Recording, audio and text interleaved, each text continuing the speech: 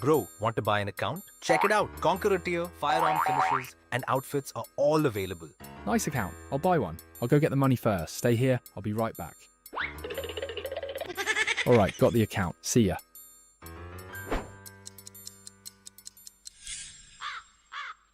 Damn it, I've been scammed.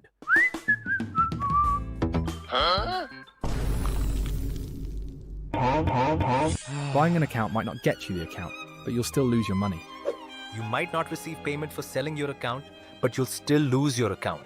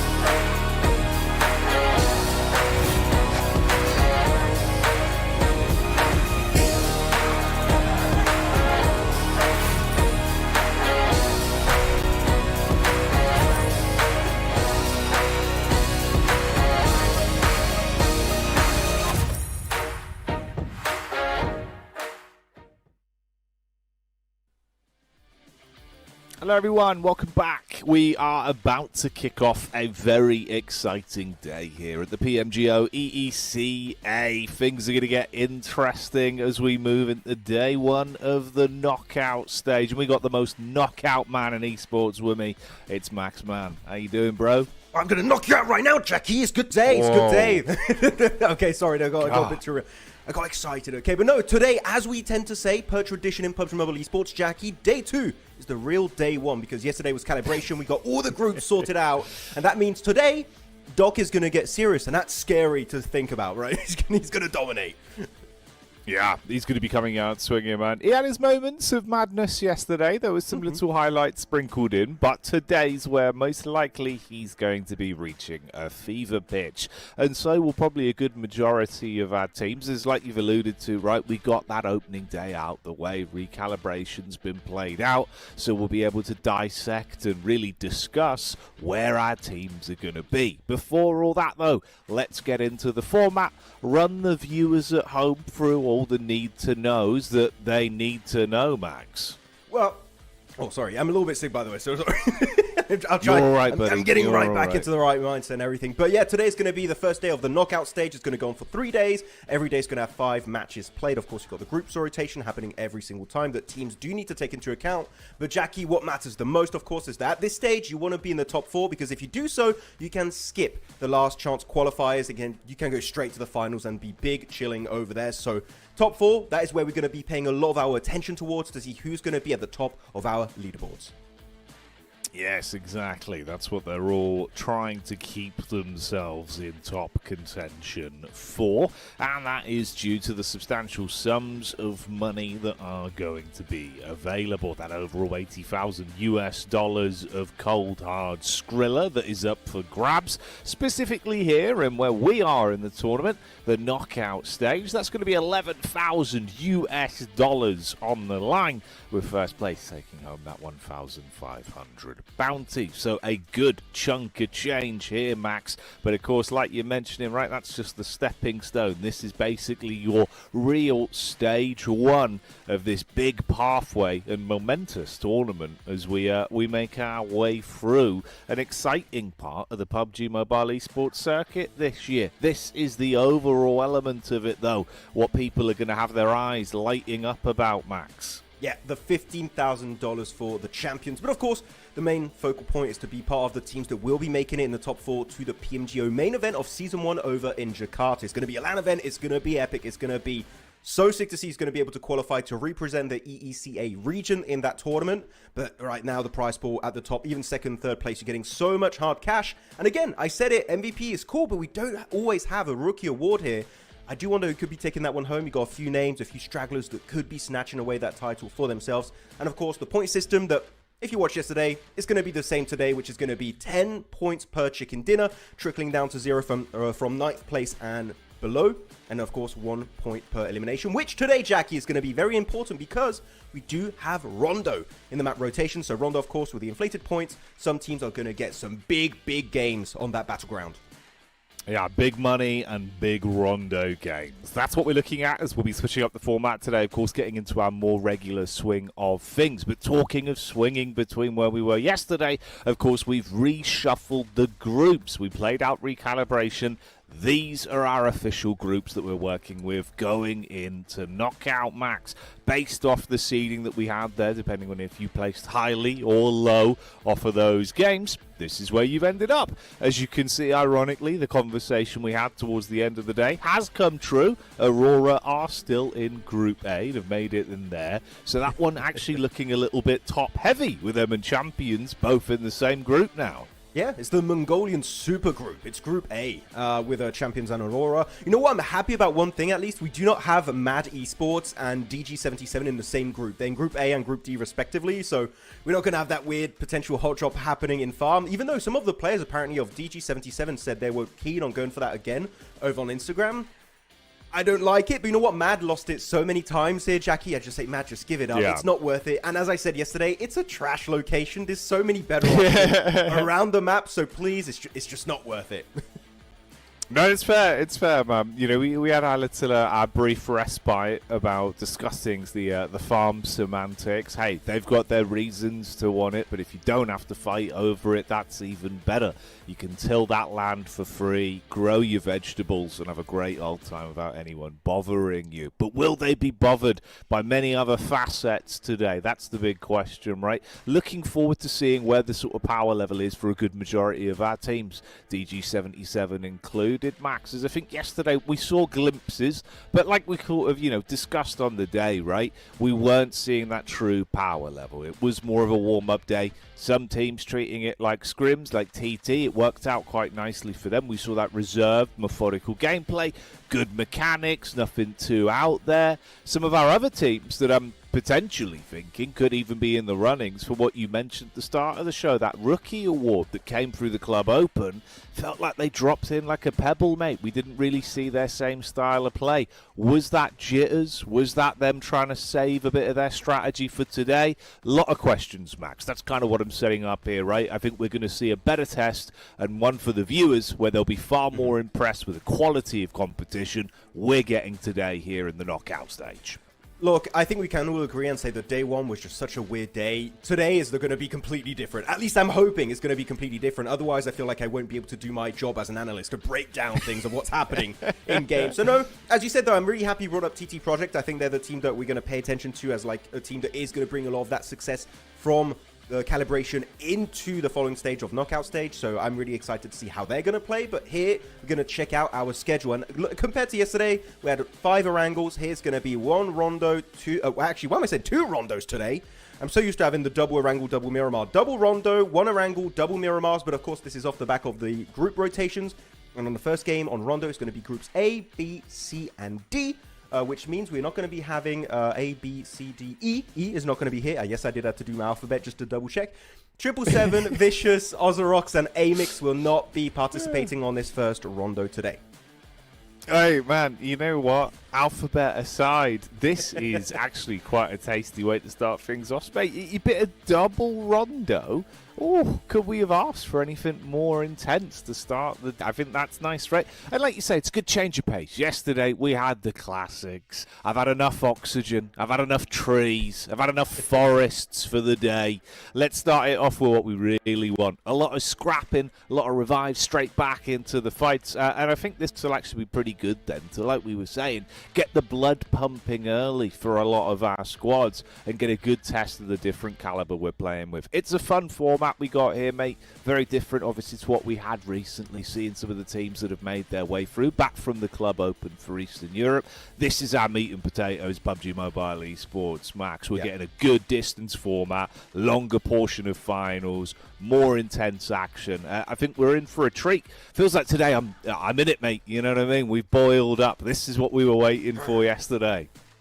Now, I'm really excited for today, but I do want to bring up one interesting point, right, is that calibration, we said, is kind of the official scrims of this season for PMGO EECA qualifiers, but we only played Erangel. So that means the drop locations were sorted out over there, the early rotations were sorted over there, well, sorted, except for, you know, DG77 and Mad Esports, but outside of that, it was pretty chill. Then, you keep in mind, we haven't played Rondo, we haven't played Miramar. Yes. This is going to be our first Rondo of the tournament. It could get a bit hectic over there. Of course, it's Rondo, so Jackie, we know we're going to see some hot drops possibly in Yulin, Neox Factory, maybe even in Stadium, we don't know. But outside of that, teams might have a bit of a rocky start here on Rondo because, again, this is the first time we're seeing this battleground in this tournament, so the hot drops might be all over the place.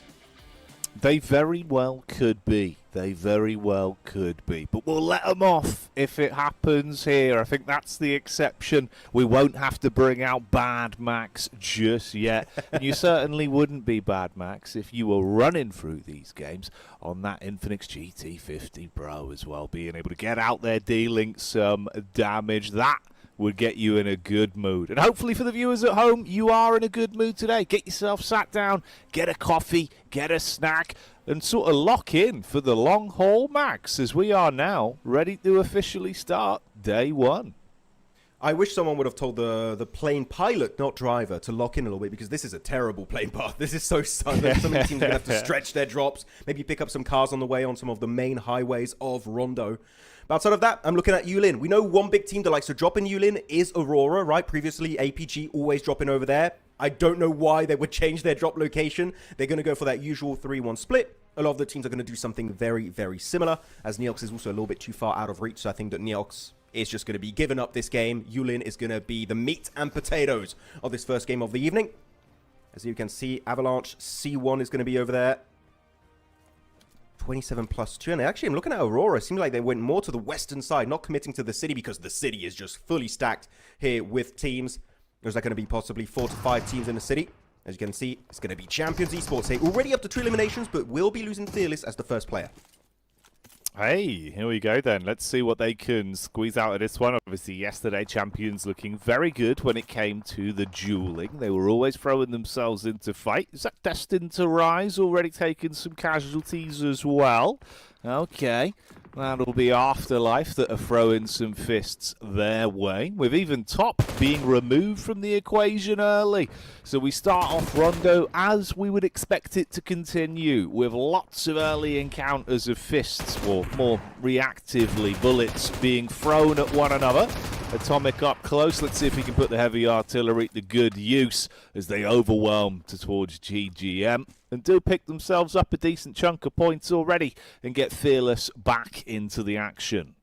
I love it with Atomic. Just with the M249, you can pre-fire for days at that point. You just keep running and just keep spraying and hoping it does connect eventually. Looking at the 5 Aurora versus 27+, they're taking big beating early on in this match. Top, as you said earlier, right, Jackie was eliminated, now followed up by Refus, but they do have Zeal at Recall Tower. Top was already brought back, so again, not going to be losing too much. They do get 1 elimination for their troubles, but again, early game Rondo, some teams will take an L, some teams will take a W, and then from there on out, you'll see the game evolve pretty naturally for most of these squads. Though, Avalanche taking 3 big casualties. I do believe they also are going to have a recall tower available, but I saw most of their players were around the city of Yulin, so if the tower is kind of separated away from them by some enemies, then it's going to be really hard to get the full reset.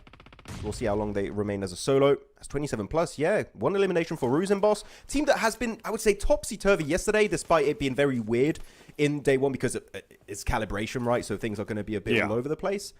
But this is a team that I think with these players on this roster could achieve big things, even possibly make it to top 4 to go to the finals. But Doc, apparently, the dockening is real because, again, he's got a second life available. Double Doc. God, you wouldn't want to see that coming down a dark alleyway, right? 2 Docs running at you, mate. That would be terrifying. This is actually, I was going to say surprising, but I don't even think it is. This is more kind of par for the course of what we had expected previously, right, from Afterlife. You've got them coming out swinging early into Rondo. Now, yesterday, obviously, they really did start to hit a good form towards the end of the day, but they loved a bit of scrapping on Rondo. You see, they are one of these teams that's willing to just get involved with the action early. Again here, already building themselves 4 elims to play off of. Surprised, though, to see that GOAT team still quite quiet in terms of getting thrown into some of the fights. They looked reserved yesterday. I was curious if when we got into Rondo that would change for them, as historically they were a bit more aggro. Back in the club open, the lesser teams they had against them in the lobby, they were willing to take a ton of fights. I'm curious if that's still going to be a trend in today's games. We'll keep our eyes on it. TT, mixed bag of results for some of the encounters they had. They ran into the backline of Afterlife, got the 1 knock, but then gave up the goose. They will be able to recall once again, though, so back to the 4 players on that squad.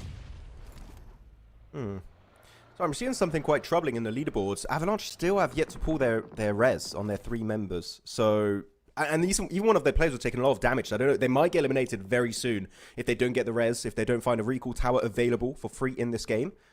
Could be a very rough start. They at least got 2 eliminations, but you know that on a Rondo, 2 eliminations, that is pretty much nothing. As ARCRED also going to be looking to make their ascent. Team that got clutched up by Doc yesterday, so they want to try and redeem themselves a little bit, going into the knockout stage. Good knock here onto Tapok. Got to be careful. Atomic, Champions players, got an off angle on you. You don't want to overcommit here, or you could have a cheeky opportunity to take down one of your players. As I say that, yep, that's going to be start, knocked on down. Things are looking a bit dicey here next to Yulin. As Doc back into the fight, back into the fray, but now with his teammates. And they're looking to take down a few members of MetaCore. There's going to be 1 extra point headed their way.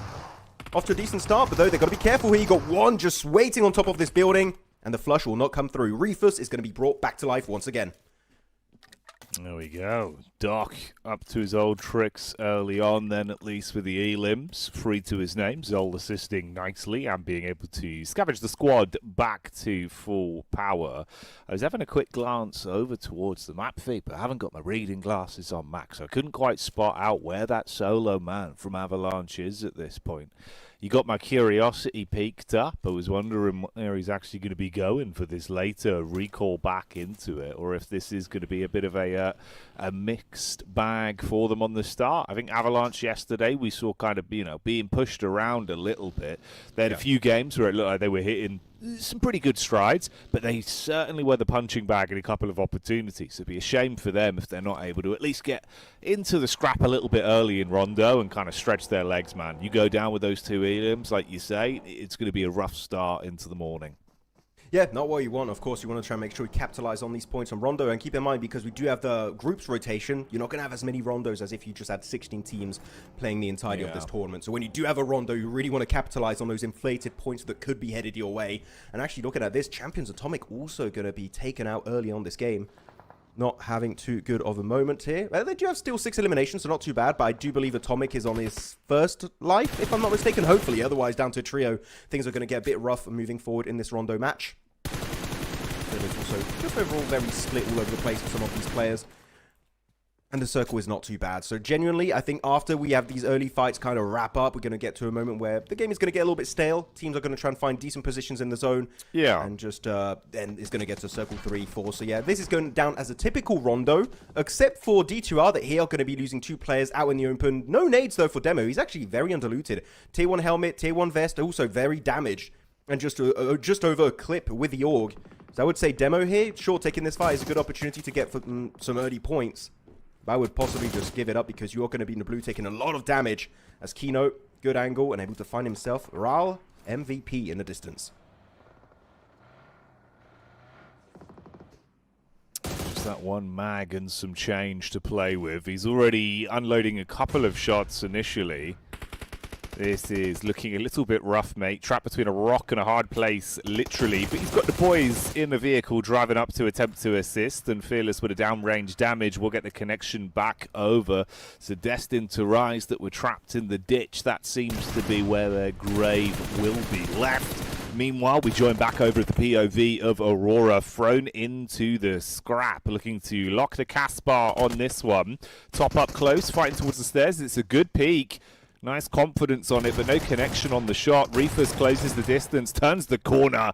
Instant tap there. Good control with the shotty up close and personal for the instant headshots.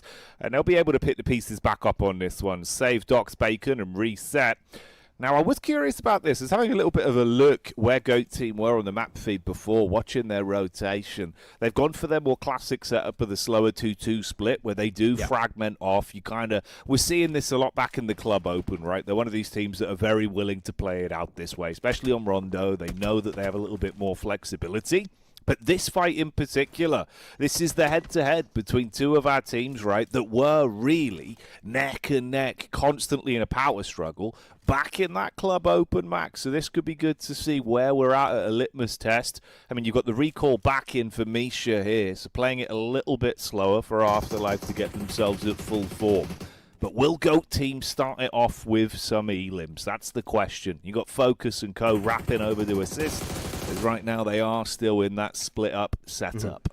And you can see that GOAT Team had a really good 2-2 split here. There are 2 players in the front line just trying to create an entry point in the zone, and 2 players on the back that actually were our recall tower. So they were just kind of testing, can we get into the zone? If not, you lose 2 players, you can go for the full reset. If you do get in the zone, you just have your 2 players on a recall tower regroup with your 2 players in the actual phase 2 zone itself. So it's a good game plan from them. And yeah, GOAT Team, I would say a complete shift of playstyle compared to PMCO EEU, right? Because looking at their previous playstyle, they were very aggressive. I would say at times almost disrespecting the lobby, right? They were just looking so confident in that lobby. But here, you can't go away with disrespecting, I don't know, TT Project, C1, Aurora, all of these big names, right, in this lobby. So, of course, if you do one slight mistake, these are teams that are willing to punish you at the drop of a hat. Realistically, you're going to have a really bad time. So, yeah, I would say here, putting a bigger emphasis around their macro gameplay, making sure they don't take unnecessary risks, except for the hot drop because it's Rondo. But outside of that, they're going to go as safely as possible in the play zone.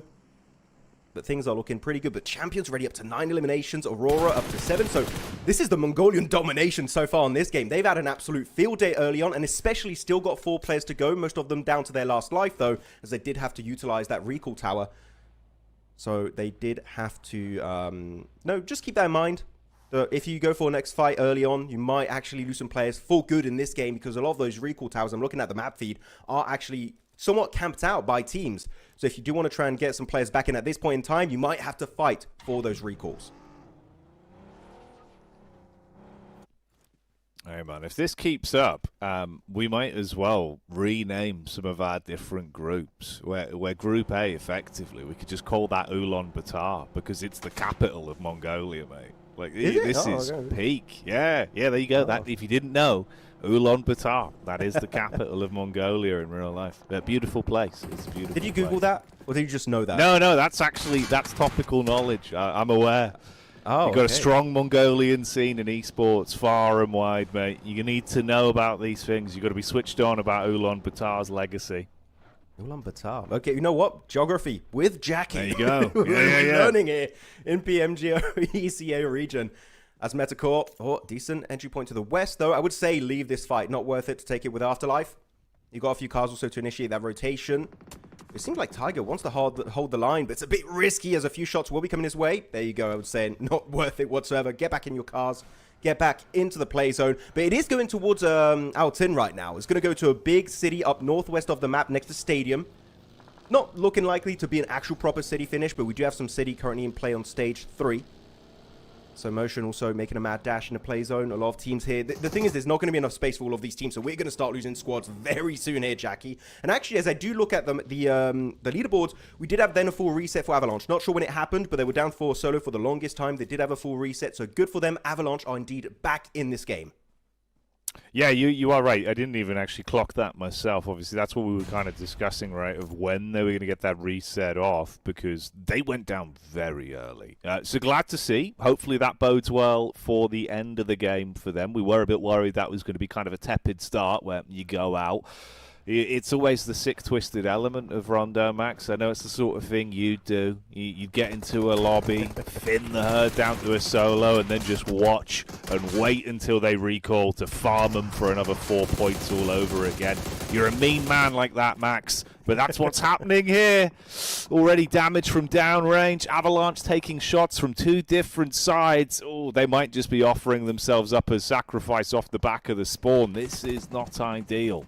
And this is actually really bad for them because they're in a really strong position. Any team that's an opportunity to wrestle that position away from the hands of Avalanche, they're going to full send it. So they better reset quickly because otherwise some teams around them, like maybe even TGM in the city, could be looking to claim that real estate for themselves, but mainly it's going to be the side of Afterlife as they do clean up shop here, up to also a decent amount of eliminations for themselves. So they're having an absolute field day today, it seems, on good old Rondo.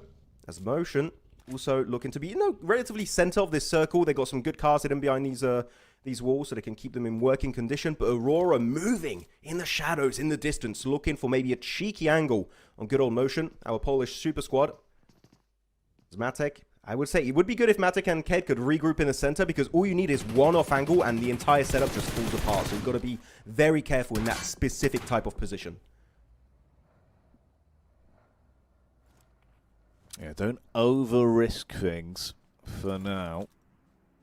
See what you can do to try and keep yourself clean with the best stature to play off of. Ooh, look at the peak from top. Instant engage on the reface. He's crisp with it, but Fleek hits the flick back and does damage onto them. They've got a little bit of space to play with here and vehicles for the cover to at least break up the fight.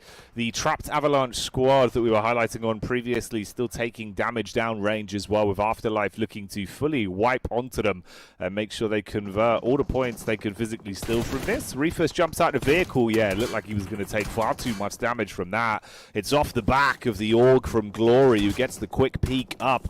So you're starting to lose some of that firepower now on Aurora. They're more fragmented than they want to be. Top in the back line with the smoke blocking the vision there. Doc looking to assist from the side as well.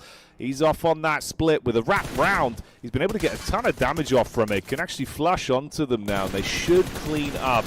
So one by one, that's going to be ARC losing out on their squad mates, with Avalanche also being eliminated in the meantime.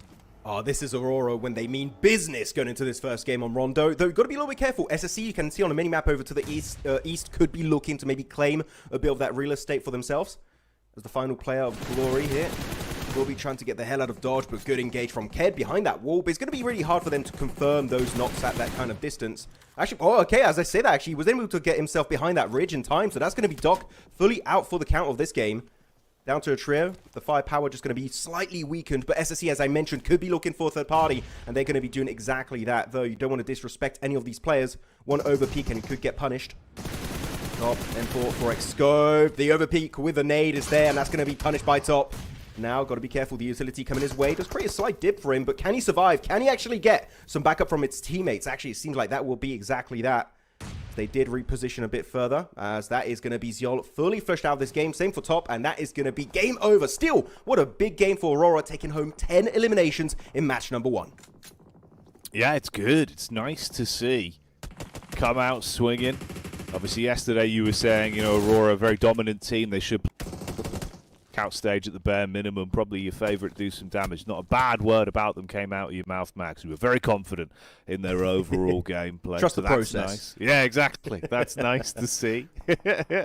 I'm curious, though, just how much then we're physically going to be getting out of some of the other close contenders here in terms of the elim spacing. You're looking at champions and both Afterlife to really keep this one going. Afterlife's fight versus GOAT has gone a little bit south from where they wanted to. That double nade setup should be clean to knock down Ravo, but he's still standing, and Windy has been given an inch. He'll take liberties on this. Gets a bit of a shot back over. They will try and hold on strong with GOAT team going down in that encounter. Now, Afterlife are weakened. They need to reset from it with a Nox coming over. So it'll take them a few seconds to recount from that fight and get themselves back up on their feet so they can keep moving, but do still have a duo to contend with.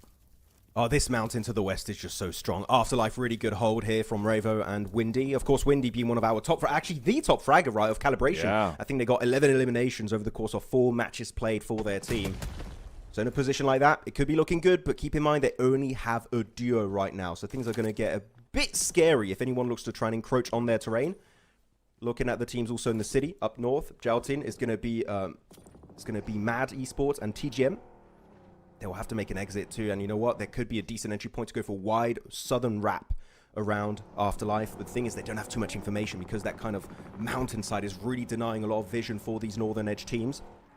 Mad Esports, though, will attempt a push, sending some of their players on the front line as a proactive scout. And they will be claiming the high ground for themselves, but will they be able to do it and survive? That is the question we'll have to answer very soon. TT Project also in a very similar situation, does have to make a push, but they see champions in the distance. Currently one of our top squads in terms of elimination, still got 4 players. Not a team you want to mess with. But Zerich has got the 6x on the org. That could be some good cheeky headshots. And if he finds Nox here, that could really hinder this game for the side of champions. But everyone here, this 9 circle, has to possibly go for a crash at this point, Jackie. You're not going to get any position in phase number 5 for free.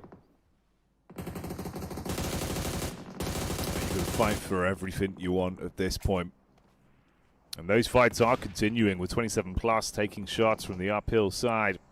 Mad Esports unloading, being able to get a few connections on. That's pre-pod from DG77 as well, getting an adjustment shot back over on the champions to make them a little bit more uncomfortable in their reign of domination they've currently been running on this lobby here on Rondo.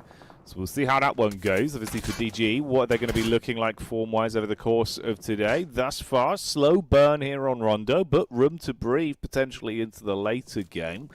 That's the rotate in as well. TT pushing up a little bit. Mad still continuing. You can see as we join back over once again, it's another nice connection. Still being able to hit heavy with the org. Even if you're not quite getting these flushes off, you're making it very awkward for the push-up to get an angle to really fight you on fair terms. So you should be able to take a clean duel on this one if they keep coming. Yeah, I mean, the M4 is not played anymore. It's just org all over the place, it seems. And also cover flares, because we are on Rondo. Actually, that's going to be a really good cover flare coming out from, I believe that was TGM side. Trying to create a bit of a transition point, an anchor point in the play zone to hopefully commit to their fight between themselves and Mad Esports. But Mad Esports could also use as a decent defensive position, so it could be a double-edged sword in this exact scenario. TGM still got 4 players. They still got the cars too, and they're looking to full send it, but you've got to be careful. You're too slow. You are going to get naded on out by Mad Esports. Good opening knock. That should be also maybe flushed out very soon. That's some extra chip damage left, right, and center. They're looking so dominant, and TGM just playing so passive, not looking to commit to the fight, and just these nades alone could end up eliminating the entirety of their team. They need to commit. They need to push. If they delay it any further, they might get completely demolished in this game. You got to give it. Let's see some of that confidence. Ooh, that's one that's going to knock the wind right out of your sails.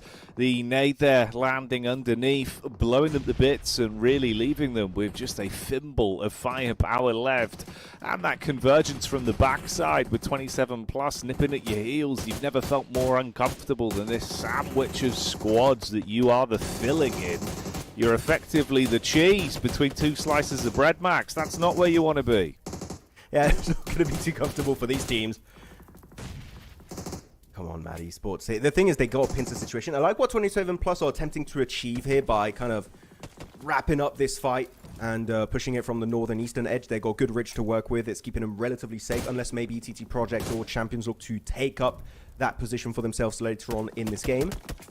Still, we've got 10 teams alive, and I'm telling you, it's going to go down to, I think we're going to go down to 5 teams upon the end of Phase 6, going into Phase 7. What a knock, though, from Windy, and that is going to be that one flushed on out. Good tower position. Afterlife could actually keep farming eliminations off the back of that spot. That tower is looking really strong in this zone. Aphis going to be spotted out from TT Project, and 27 plus up to now 8 eliminations, just shy of making it to the big double digits. As Prepod, DG77 also locked in their own fight on this tower, but unfortunately Nomi overpeaks it and will get punished.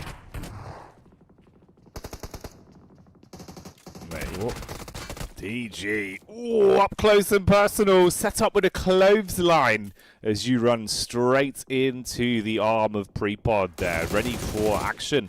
Now, the interesting thing as well, they leap themselves up off the back of the wipe they've just got themselves to guarantee some extra points. But I was about to say, Max, the amount of knocks we had seen from DG77 that have been unconverted up to that point, I feel like the knock rate they've got is going to be through the roof when we check things out stat-wise at the end. So especially now if they start to get themselves into a flow where it's not just damage, it's not just knocks, they're also actually converting, and they've been building up secretly throughout this one, and maybe they'll be a contender for some explosive stuff towards the finale of our first game here on Rondo. Pressure mounting as well for 27 plus, bullets still coming in, nades there alongside the vehicle detonating, making it more uncomfortable. Mad were trapped for some time, but they still want to try and cook on this one. Oh, absolute. The drop down, has he got the angle? Look at the peak, good for one, sets up for a second, outrageous scenes. Come on, you got to push it, you got to wrap it up here. Absolute getting so much damage, but he's even got the backup of his team. That is going to be Mad Esports securing 3 free eliminations at this point. They've got to be careful. We've got some teams in the distance. They see you from over there. It's going to be the eastern teams of Champion and DG77 just kind of rain absolute firepower on that location. But they still have some cars to kind of use as a defensive position, so not too bad for them. But the circle is Phase 6. We're about to go into Phase 7. And as I thought, we are indeed down to half the lobby now in just a matter of, what, 2 minutes? We've got 5 teams remaining. Actually, just 1 full squad here in Mad Esports. The rest is going to be down to trios or duos, or even 1 solo in the case of SSE. But DG, they've got this tower. You've got to be careful. It's quite nadeable. 1 Molotov actually would be huge. I'm surprised Demo's committing to the nades and not the molly. But that's good. Oh, you know what? I take it back. That was it. He gets it right on the money. That's Freezer knocked on out. And now we need the backup. We need all of the champions to regroup on this fight. You need to eliminate them, because otherwise, having a team behind you as you try and push into the circle, Jackie, it's not going to work out. We need to see a squad wipe happening right here, right now for Champions Esports. Yeah, do something magical on this one. See if you can really let yourself rip your way through. As it's dire straits out there, limited space to play with, and the squad still breathing down each other's neck. Demo, he's been good with the tracking and tracing this time on the readjustment, still gets shots down range, good chip damage as they pull up to try and get themselves back into cover. Limited space to play off. We've got a bit of hard cover from the rock in the front line. Peek back towards the ridge side as well. Still getting shots into the feet. So if you show even the tiniest bit of skin, Demo is dialed in right now. He's been an absolute madman with the elims we're seeing him throw out on the server at the minute. Running a train on the lobby and looking good for it. Oh, let him go, Max. Boy, he's crazy with the orb recoil at that kind of range. Look at this guy. Demo's popping off.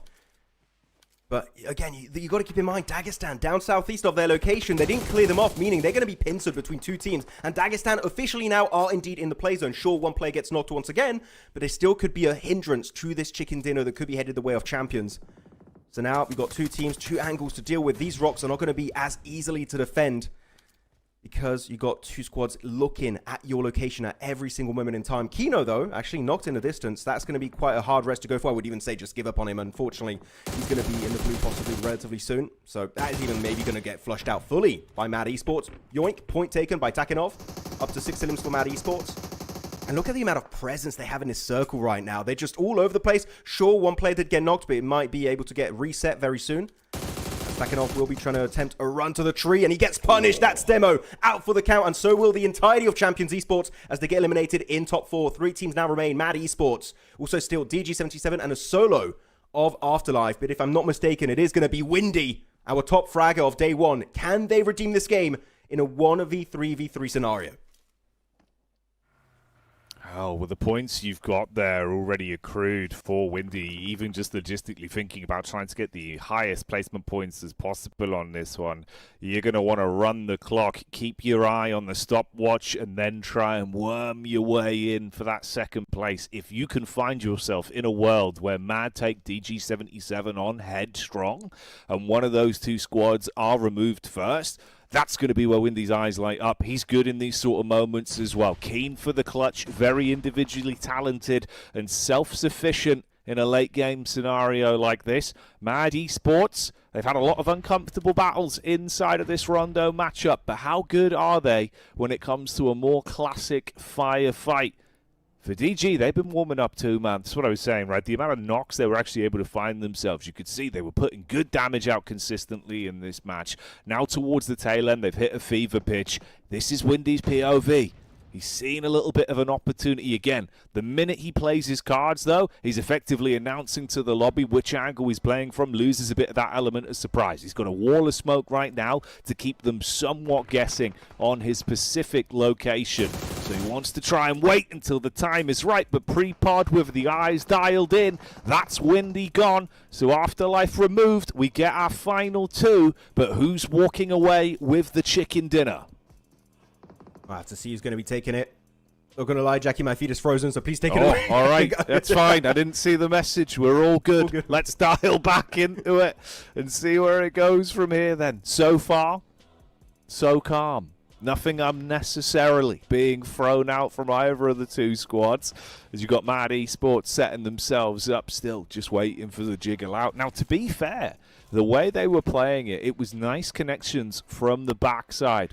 Takanov was able to get some really good shots downrange on the champions, and it was surprising because you had them basically pinned in position where Demo was able to keep locked on them, right? And he was doing a good job of running interference. Takanov was looking sick on the peaks. Isolating him could be the key to victory here, and with Freezer taking the fight, instantly gets the chip damage off and that initial knock over onto them. Yeah, okay, here we go. DG77 is starting to cook now, Max. Yeah, it's going to get real dicey. The nades, I believe that might be right on the money. Takinov knocked on down. Actually, not by the nade, but Zadira sprayed with the M4. And this is exactly why you hold on to your cover flares until the very end of these matches. And you know what? The solo player of Mad, he's like, no way, but the nades are coming on in. Can they get it? Can they snatch it away? And it will be actually secured by Zadira. That's an extra elimination point. And DG77 securing the first chicken dinner of the knockout stage. Oh, you'll take that. You'll take that. That is a juicy cherry on top of your delicious dessert chicken dinner to start out the day. DG77, a big meteoric rise in the lobby on that one. They were coasting with about 2 elim points to their name relatively late into that game, and then we saw them hit that tempo. Back-to-back wipes, getting themselves into a great spot and handling some of the biggest quantities on the server in that one as well, Max, right? Taking out some of our leading squads to get themselves that final result. So fair play, that's a big game. Yeah, they're going to scramble with motion, able to snatch away that tower, and I do think there was a clear mistake made by Champions. I think that them delaying the fight with DG77 opened up an opportunity for them to come back. They were given an inch, they took a mile, and you saw Champions, they couldn't use the rocks as proper cover because you had two teams actively looking at their location. And they just, after, were able to snatch away the position of Champions, and they still had cover flares, Jackie, which in finishes like that, when it's just a flat, open-ended finish, chuck a few down, you've got so many good angles to play for. And in this case, Mad Esports pushed downhill, fully in the open. I believe used most of their utility earlier versus TGM. What are you really going to do? In this case, there wasn't many options they had available for them. And DG77 just had a field day securing every single one of those points. Even the solo player that was trying to deny the point to the blue. But no, they had a different plan in mind. They secure it with that nade from Zadira and taking home a massive 11 elimination chicken dinner here on Rondo. Oh, yeah. There you go. This is what I was saying as well, mate. Zadira's name constantly popping up in the elim feed throughout that whole matchup there, where you could see just the amount of knocks he was able to get right. Then they started to convert these into actual complete elims towards the tail end. Nomi also looking good for some of the impact. Good distribution of damage, though, between Zadira and Prepod. Prepod was looking like he was well up for it. We were seeing some of the close quarters combat. That man never looks scared. There's ice in his veins. I don't know how he does it. Yeah, he was going crazy on day 1 too versus Mad Esports, right, in Farm. He was just constantly trying to force a fight to come his way. He's one of the top new best fraggers in the Eastern European region, in my opinion. Though looking at Nomi, of course, he's a storied player. Actually, 95 elimination. Ooh, getting very close to 100 elims on a Rondo game. It's very rare we get to that point, but we almost got there on that first game. But I think Nomi, we saw that a little bit. I don't know if you would agree or not here, Jackie, but during PMCO EEU, he would tend to commit too much to a fight without any backup from his teammate, and he kind of fixed it towards the end of PMCO EEU. I want to see that Nomi in this tournament. I think it would be a lot more successful in the overall scheme of this event. No, yeah, I think that's a very true sentiment to raise early. It gives us a good sort of time to telegraph that and see if that's something that will be a trend and has been fixed throughout the running for this tournament. Because if this is the sort of form they're bringing to the table, they're looking really good. Obviously, recalibration's one thing. We can forget about it. Meat and potatoes of the action here. The team looked good, and so did Prepod, being selected as our winning player MVP for the team there. Good damage, good overall impact as well. Showed again why we were excited about this guy when he was thrown into the melee. Not sure who's going to be our top fragger. There might be some players with more than 5 eliminations. I wouldn't be too surprised. But of course, the MVP has to be from the winning team, which in this case was DG77. Actually, that's a really good ratio of headshot. 38%. He was really accurate with those shots. But Windy! It's always Windy, Jackie. I don't know how he does it, but every time for Afterlife, from a new coming team too in this event, he gets 8 eliminations, almost 1.2k damage. Then followed up by Prepod, Demo, Kino, and Ruzenboss. But Windy, I don't know how he does it. Like, he is in a lineup of teams that is so incredibly stacked, and yet he prevails. He stands tall in the ending here and gets so many points for his team. So yeah, Windy, new global MVP contender. I know this is early to say, but like, genuinely, his sprays are madness.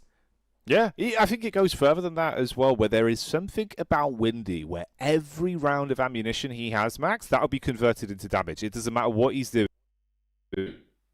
So regularly. He's always firing off rounds, but he's always getting chip damage. The guy is on point. It's really impressive to see. We were ranting and raving about him when we first sort of saw how good he is. Glad to see he's back in the top spot of showing us some of that today. Let's have a little bit of a look at the overall stats then off the back of that opening game and sort of give you the lay of the land of the big point earners. It's actually a tie in terms of the total points that we get brought through for both DG and Afterlife as well there, with just how many elims they had. Only difference being the chicken dinner, of course, as a tiebreaker mechanic that will be a benefit for DG. Towards the bottom end of things, this is relatively similar to what we saw yesterday, other than the fact that you've got Destine to Rise and TT down towards the bottom end of the bracket. Obviously, they were playing some great individual PUBG Mobile yesterday. Still, bit of a shame to see a slower start for GOAT and ARC as well. Not really hitting some instant quick form on that one, Max. Yeah, it was also unfortunate to see some teams get 1.0 points on a Rondo. I think there was MIRACL, there was KZ Esports, our first chicken dinner team of day 1 in the calibration stage. So very unfortunate to see such a bad result on Rondo. And again, because of the group's rotation, you technically don't have that many Rondos to play over the course of these 3 days of knockout stage. So you really want to make them count when you can. But you know what? For that first Rondo, they'll have to try and redeem it a little bit more. And I do believe it's a kind of a knockoff effect of the plane path that was really rough. You normally would split the hot drop between both Yulin and Neox Factory. In this case, they were just like, you can't reach Neox whatsoever, so everyone's just concentrated in that one city of Yulin, and things just got really hectic. And I would even go to say unpredictable, that you don't know who's going to come out on top because you got so many factors thrown in that equation that you just have no idea what the result's going to be. But hopefully next Rondo will be a kind of plane path, maybe even the double plane paths, because those are really fun to see come down. Exactly. We had it once or twice back at the Club Open. It caused for some exciting moments, so we'll see if that's something that's in the cards eventually. There you go, though. First game wrapped up. Quick thoughts on that one. Any outliers potentially that either you were impressed by that maybe didn't get the best result there, Max, or anyone you're expecting to maybe see a little bit more of before we head to a break? Quick thoughts on that. Ooh, champions. Got to make sure you clear your backside when you want to try and go for pushing the circle on the edge. I think that here they gave an opportunity to DG77, and that was the fumble. Otherwise, maybe it would have been a Champions Esports chicken dinner. So slight adjustments need to be made to see more wins coming out from this Mongolian super team. All right, keep that in mind, Mongolian fans. We'll be back with some more action soon, so we'll see you in a couple minutes' time. Start the war!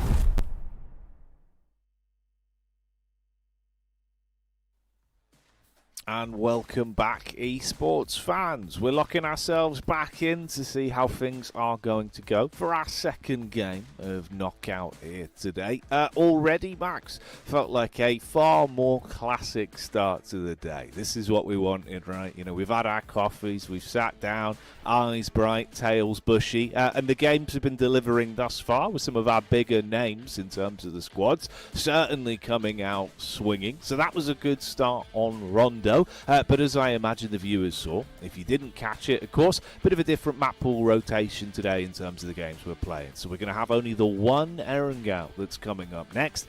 Then it's a back-to-back Miramar, and then a final Rondo finish for the day. So room for some different strategy and potentially excitement as the day goes on, Max. Yeah, no, it's going to get really exciting, but it does feel very odd, I do have to say, to have only one Erangel. Normally it's the one you have the most of. I know. You've got 2, possibly up to 3 Erangels per day, but no, we only have 1 today, meaning that the next few days we'll have more Erangels because it changes every single day here for the knockout stage. But yeah, going into Erangel is going to be interesting to see mainly the hot drop situations. Normally most of them have been fixed right. I want to see them potentially mainly, farm location. I want to see military island, what's going to be happening over there. But outside of that, it's the grassy pastures back on the menu. Always good to see. And finally, Jackie, we're going to have a serious Erangel game happening today, which is going to make me very excited. Can't wait to see what these teams bring to the table. For the first time in what feels like a long time, which is surprising, right? Because that's the thing. You're saying, we'll get a few more games of Erangel as we go. We had 5 yesterday, Max, back to back. But weirdly, they all kind of blended together into one. You know, just one big game of Erangel. Yeah, exactly. Yeah. One hodgepodge, a smorgasbord, I believe the term would be. Although that would imply there's different things on offer. So, yeah, it's just one big baguette of green. Oh, so much green. Talking about the green team, we're going to have TT Project. They're going for a western drop this time around. Not going to be going around Rozhok area. They're going to be... Actually, that's a very wide split next to Primorsk, Western Coastline. Also a player, I think...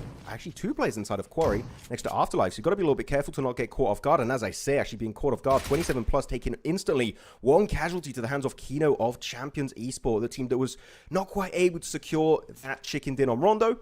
They'll try and redeem it this time, but they're going to be in Therapy, which is surprising. We are seeing this hot drop happen. We didn't see it go down back in the previous tournament, so maybe teams were keeping their hot drop location hidden. And now they're going for the real drop, and unfortunately, they had the same idea. 27, got to be careful. Tapok down. They're also going to get a knock onto one of the extra teammates. Aslan Boy, at least still alive with the AKM. The thing is, Champions angles, look at Demo Fearless. Even though some of the 27 plus members are trying to find some hiding spots, they're just fully surrounded by Champions players. What can you really do in this situation? And the thing is also, if you're very unlucky, you're not going to have car spawns on this road. It's a really weird road when it comes to car spawns. Sometimes you'll just have nothing there. And in this case, I think they're just locked in this fight. And looking at the loadout, he's got the pump. He's got the dual MP7. Genuinely, such a terrible loadout. Not much can really do here. I think this is going to be an early death for the likes of 27 plus.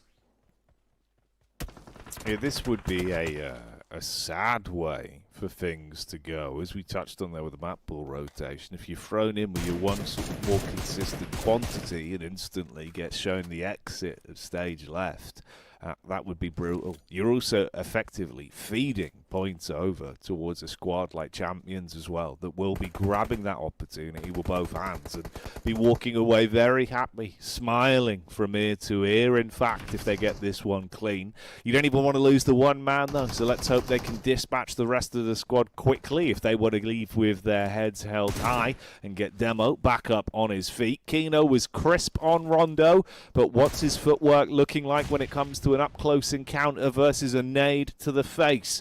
Dodges that one. Fearless takes the brunt of the damage. They're looking to keep pressure on this, as you will see the peak up. Aslan Boy looking for the hold back. Meanwhile, Ruzin gets unloaded by the clip and will go down early. Demo gets the adjustment off to finish that one, and the shotty from Kino will handle the situation. So as you said, mate, that's our first squad down. Not what we expected to see, I don't imagine.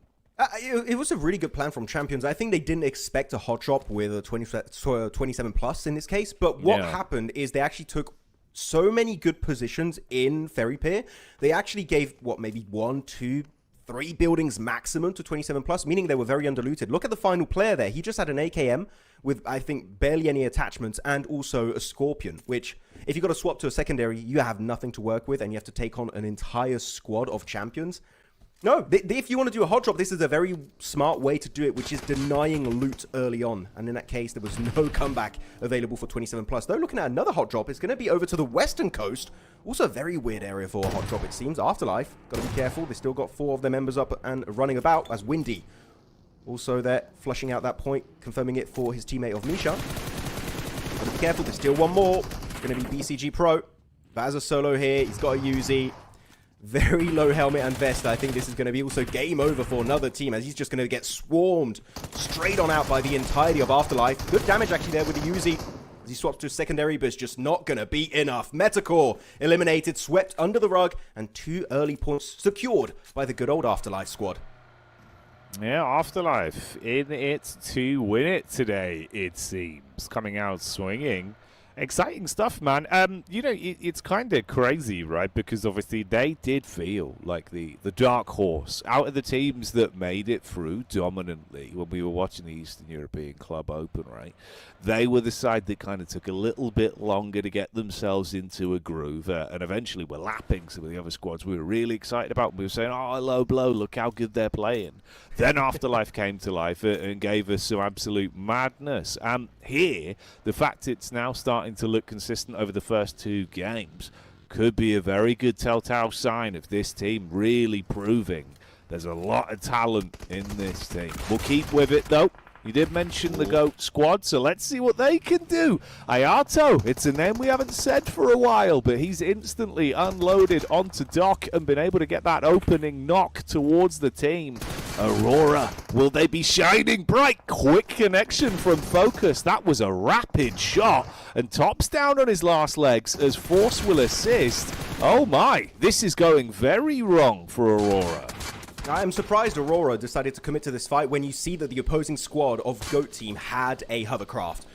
Early on in the match, it's very annoying to deal with a hovercraft, and you can see Doc, right? He was split away, which is typical Doc fashion, right? Likes to be split away from his team. You got a hovercraft, you can just rock up on that player, and then you can just create an opportunity because he's trying to move and not get squashed by it, right? And he puts himself in danger, and then you got an off angle from your teammates, and boom, you get that early knock. So that was very unfortunate for them getting caught off guard, but the hovercraft, you do need to respect it a little bit more. Aurora sent to an early grave for 3 of their members. Of course, no recall towers here, so they're going to be down to a solo for the rest of this game.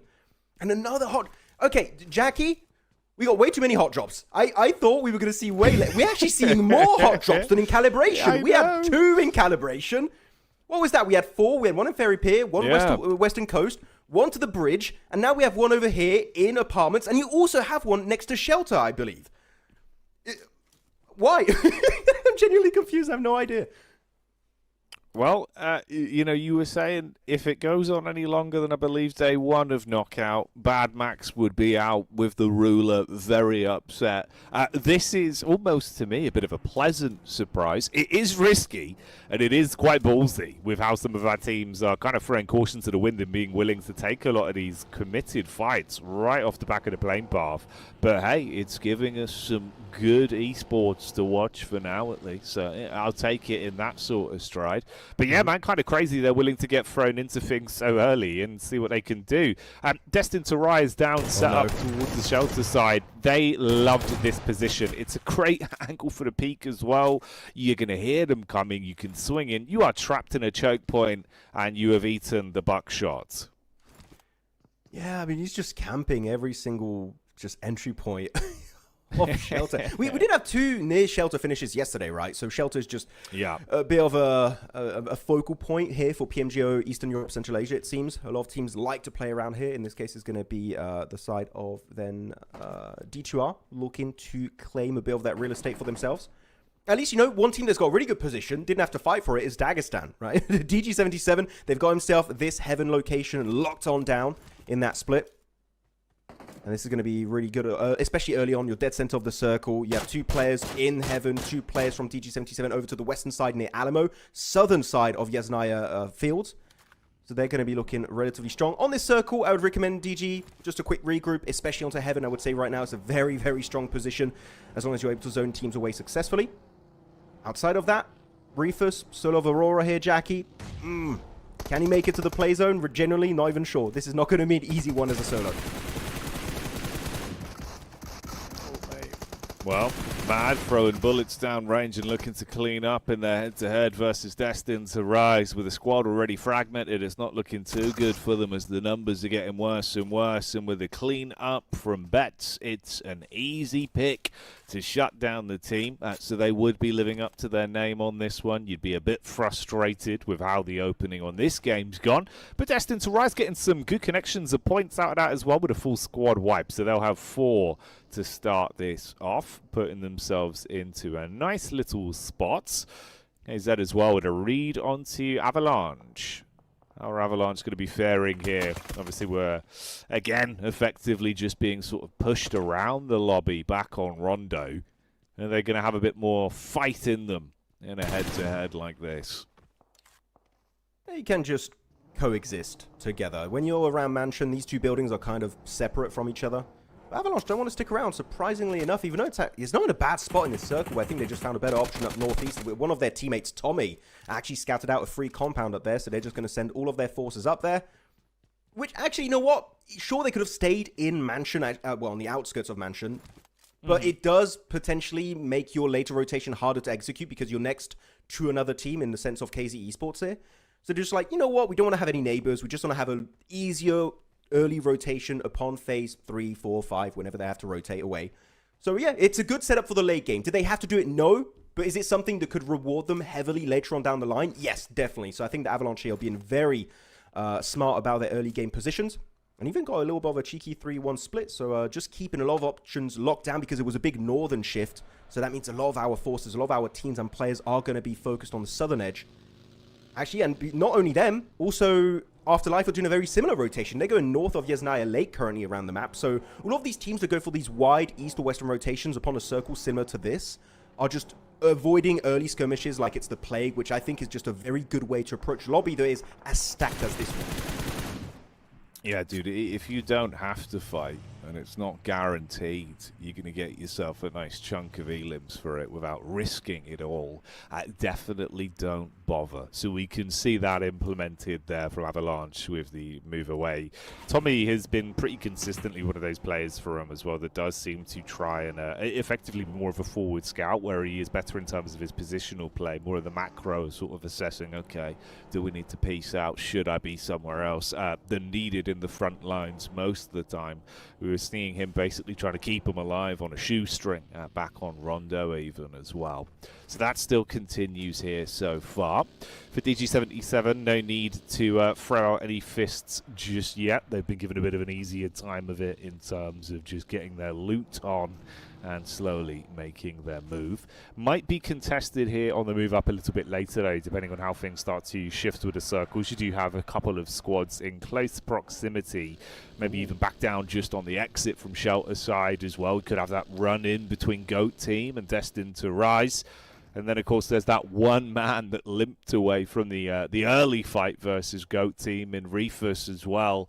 He's just trying to keep himself alive for now. See if there is any opportunities for some way of getting points on this game.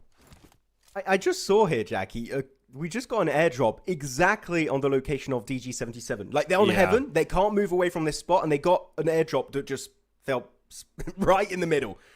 Yeah, I wonder what kind of loot they got. I believe it was looted up by Nomi. Maybe they got an MG3, a P90. We saw the P90 being very strong yesterday, right? So a lot of the players were playing around it like Kev from Team Motion. But Circle did go around the southern fields of Yasnaya Polyana, so it could be a very open-ended finish this time around, as Destined to Rise were able to exit successfully outside of Shelter, which is unfortunate that Mad Esports didn't want to give up on that fight. I wish they did. It was not really worth committing to a fight with D2R. It was also just on the edge of phase number 2. So in that case, a little bit of an L taken by Mad. Hopefully they can try and fix it moving forward, not taking any unnecessary fights like some of our northern teams we mentioned earlier. They've got cars. They're a little bit split between Museum and also this compound that Darling is holding up. The center of the circle, Alamo in particular, TT Project's got a really solid 2-2 split. I think this could be a really strong game for TT Project. We'll see if they can claim that chicken dinner this time around. As Goat Team's got the hovercrafted, Jackie, that could be looking really strong in an open finish like this. Yeah, it's been a bit of a boon for them since the game began. So if they can keep it alive and use it as some nice cover to play off of and an oppressive tool, it could be beneficial. Force close range angle. Oh, turns the tide. The Poseidon plays as he punishes with a shotty up close and blows them away in close proximity. This is my compound, he screams as he defends the line. And TT looking to fight against Avalanche as well. Will they be snowed under? So far, it's good on the response back, but you've only got one player left alive on the stairway. Avalanche might actually upset on this, but he gets his timing out through the door, even somehow staying alive with a chip damage off the back of the nade, and has unleashed upon them. Oh, the downrange shot as well. He cleans up mop and bucket, Max. I do have to say, sorry, I was looking at the fight. I was also looking at the elimination feed. Reefus just clutched up all of motion. He's still alive. He clutched up the entire team. What is... Reefus is a solo. I think he got 2 or 3 eliminations off the back of that. Hey, production, if we can get a replay, I really want to know what happened over there. Oh my goodness. The thing is, you don't want to overlook any of the members. Even as a solo, it could be Doctop, even a Reefus. You don't know. They can step up to the plate and get some absolutely crazy clutches, just like right now. But now Champions looking at their position, holding on a really strong 2-2 split. You've got to be careful, though, getting very close to Destine to rise. If you were going to take that fight, you might want to fully regroup with all of your members. But yeah, it was out here, so he took the fight in the dips of Yasnaya Fields. And now he's got a ton of cars, so he's got an easy rotation to work with, it seems. But the thing is, it's a very strong spot. I do think we're going to have a team crashed out very soon. So Reefus, double clutch back-to-back, maybe? Question mark. Could happen, yeah. Man, that's absolutely wild. You know, you kind of say it with half mind that it'll amount to not much, right? When I was like, oh, well, Rufus is still alive. He's found himself a bit of safety after GOAT team went in on him. A GOAT team actually going to be the squad to test him again. That could be sweet irony if he's able to find a way to punish the team that removed the rest of Aurora from this lobby. Reefus with the nades out. I mean, he should have a couple of crates to play off of to restock himself as well, considering the cleanup he went on. So he's got some good utility here. Spamming onto the front line, seeing if the bullets will connect and hold back the wave. Nades bursting in air over the top. It's a little bit of chip damage. What? Oh, how has he done that? Force instantly hit with the backline nade. Surely not. Can he actually take this head-to-head versus GOAT team and finally shut down the team that ruined Aurora's chances coming into the opener of this match? Doc taught him well. That was a nade on a moving player in a car. He's got the angle. Got to be careful using the FPP mode in the smokes. Gonna get as much information as possible while trying to remain hidden away, but the nade is there for Moxie. That is a wrap. Aurora sent out of this game. Match number 2, not able to get any placement points, but still 3 eliminations thanks to the redemption of Reefus as a solo. You know what? They'll know next time around to be a little bit more cautious on Military Island with that team. Although we only have one Erangel today, so you know what? Maybe have to rethink it for day 2 or 3 of Knockout Stage. It's now back to the west, and yeah, everyone sees this dip, so it's just a very strong defensive position. ARCRED set up shop over there, same for GOAT team as they eliminate Reefus. But Champions got absolute oversight on everything from that western high ground. They see everything that's happening over there. If a fight does end up happening between GOAT and ARCRED, that could be a strong third party from Champions to maybe control the entirety of this western circle.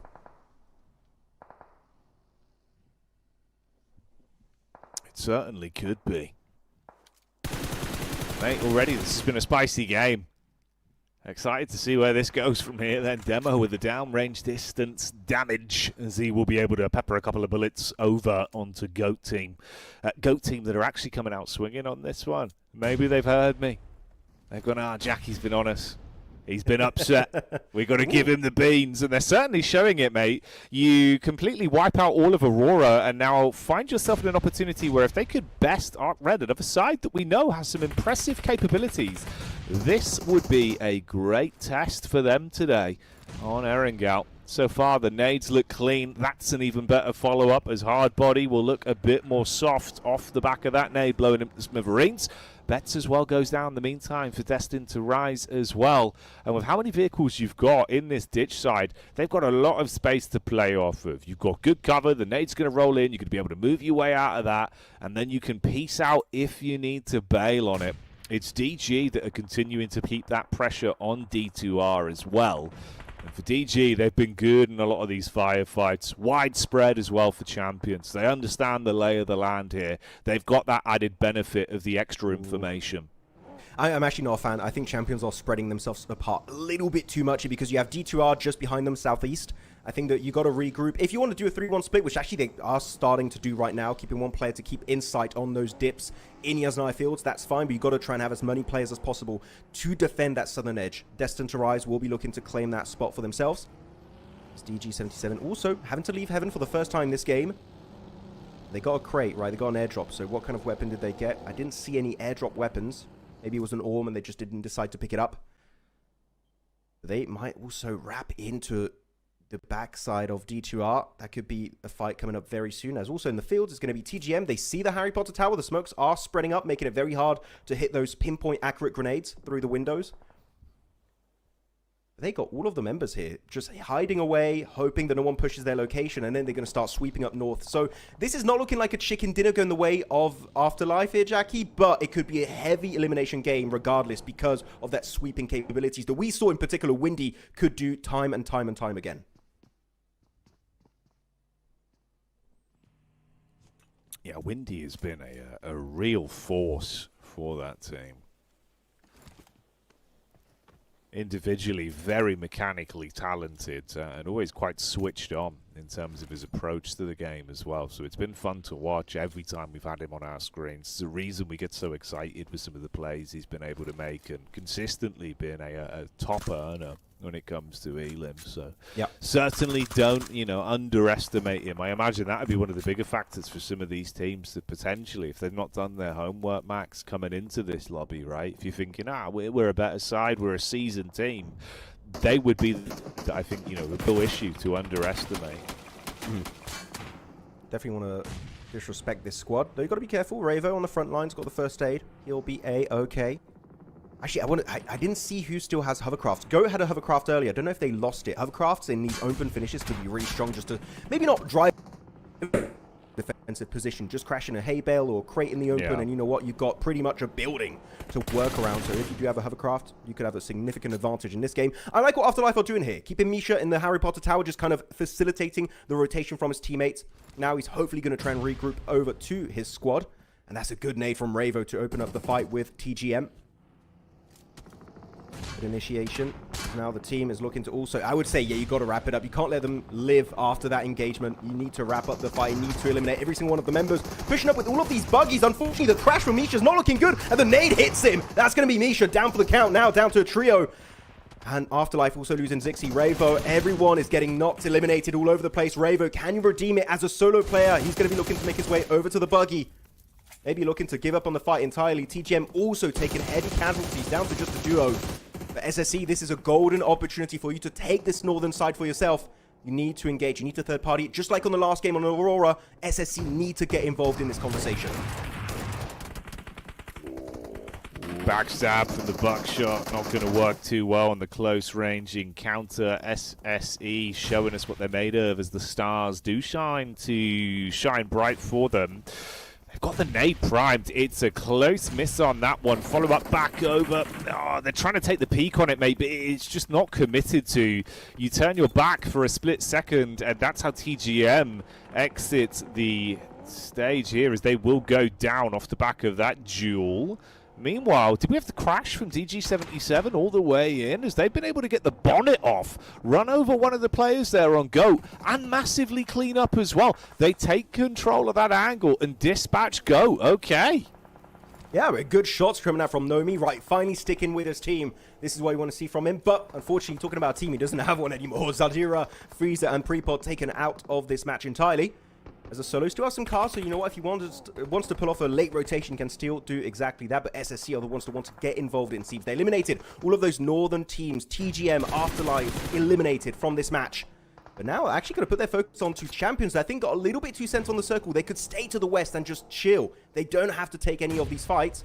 You can just spray from a distance and you will be A-okay. So champions, yeah, I would say push on back. This is a fight that you don't have to get involved in. Just wait for them to hurt each other, eliminate each other, and you get involved at the last minute. Don't do a fumble like the last game. This is the champion's chicken dinner to come here, Jackie, unless a big throw happens. Yeah, don't let this one slip through the fingertips if you can clutch onto it. When we've said that previously, champions have been pretty good at conversions, but is this a game where they'll be as hearty? Star Soldiers X-Epic looking for the up-close, aggressive peak. It's not looking too good for them.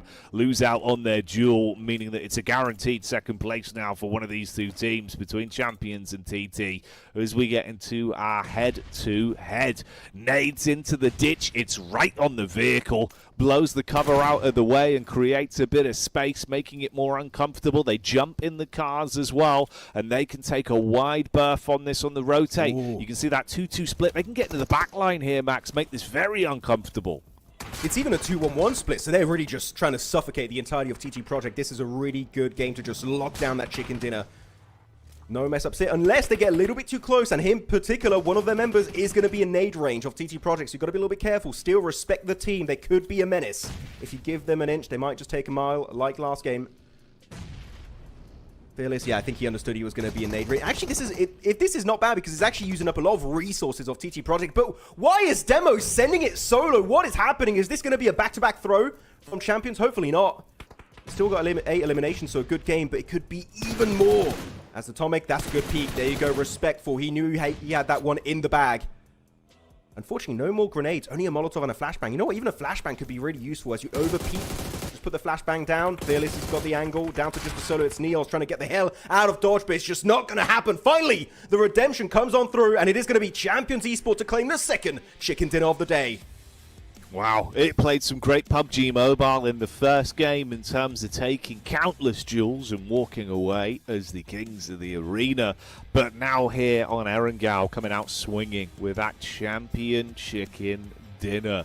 The finest royal dish for a great squad. So the Mongolian supremacy rising to the top once again, showing us just what they're made of. I did like the fight as well, mate, the way they were taking sort of various peaks, like you said, right? You go for effectively the quad split between the 4 players and then consistently bait out peaks where everyone's turning their attention. You're facing north, suddenly you're being shot from the back line. As soon as you try and react to that, you're being shot from the opposite side. It was good stagger on the fights, never overextending. They could play off each other's contact, but didn't leave themselves susceptible to just be fully wiped. It's a great final fight from there. Isolated some of the key names as well. Like Zerich has been a mean machine, so if you're instantly beaming onto him, makes it a bit more awkward for them. TT, though, at least for what it is, Max, good to see them taking away that second place. You'd always want to be first, but hey, they'll be happy to at least get a bigger game out of that one. Very good leapfrogs from TT Project, able to take small fight after small fight and just kind of clear space in front of themselves to move even deeper every time in the circle. So overall, good gameplay style. Again, not overly aggressive, very respectful. That actually Champions also were almost not too respectful enough. I think Demo got a little bit too involved at the end there. But at the end, they understood, okay, let's not over-peak it. Let's take it slow. And yeah, the way you were talking about the angles just hit the nail on the head. They were very cautious to not give too many knocks for free, too many damage opportunities to the opposing squad of TT Project. So in this case, Atomic, Kino, Fearless, Demo, putting up an absolute machine of a game here on match number 2. And yeah, well-oiled machine on this match, and we'll see if they can claim some more chicken dinners. But the Mongolian super squads here have been doing so good. Game 1, Aurora, a ton of eliminations. Game 2 here for Champions, getting a ton of elims and also securing that chicken dinner finally. And I want to see, right, can we see them actually kind of outdo their Mongolian brethrens in Aurora? Because I think a lot of people are like, Aurora's going to be the best team of Mongolia. But, man, this team is bringing up some big numbers in only 2 matches. So they are looking strong already. Yeah, they really are. They've got a lot of moving pieces that facilitate it as well, where although this was maybe a bit of a quieter game from Demo, as an individual, he's someone that seems to be willing to fight the entire world and usually bring it home. Atomics look great from distance. Kino's been having some cinema when he's thrown into the fight. Highlighted here as our winning team MVP, actually, as well, so it's fitting we mention his name. Yeah, he's looked really good in the clutch. I think that's the more important thing, right? Again, someone that seems to be incredibly self-proficient when it comes down to situations where he's split from his squad. Even if he's in a duo or 3-player setup, he's still so good at closing angles and sort of holding off various teams from range without having to worry about backup. So a self-sufficient player there. It's nice to see.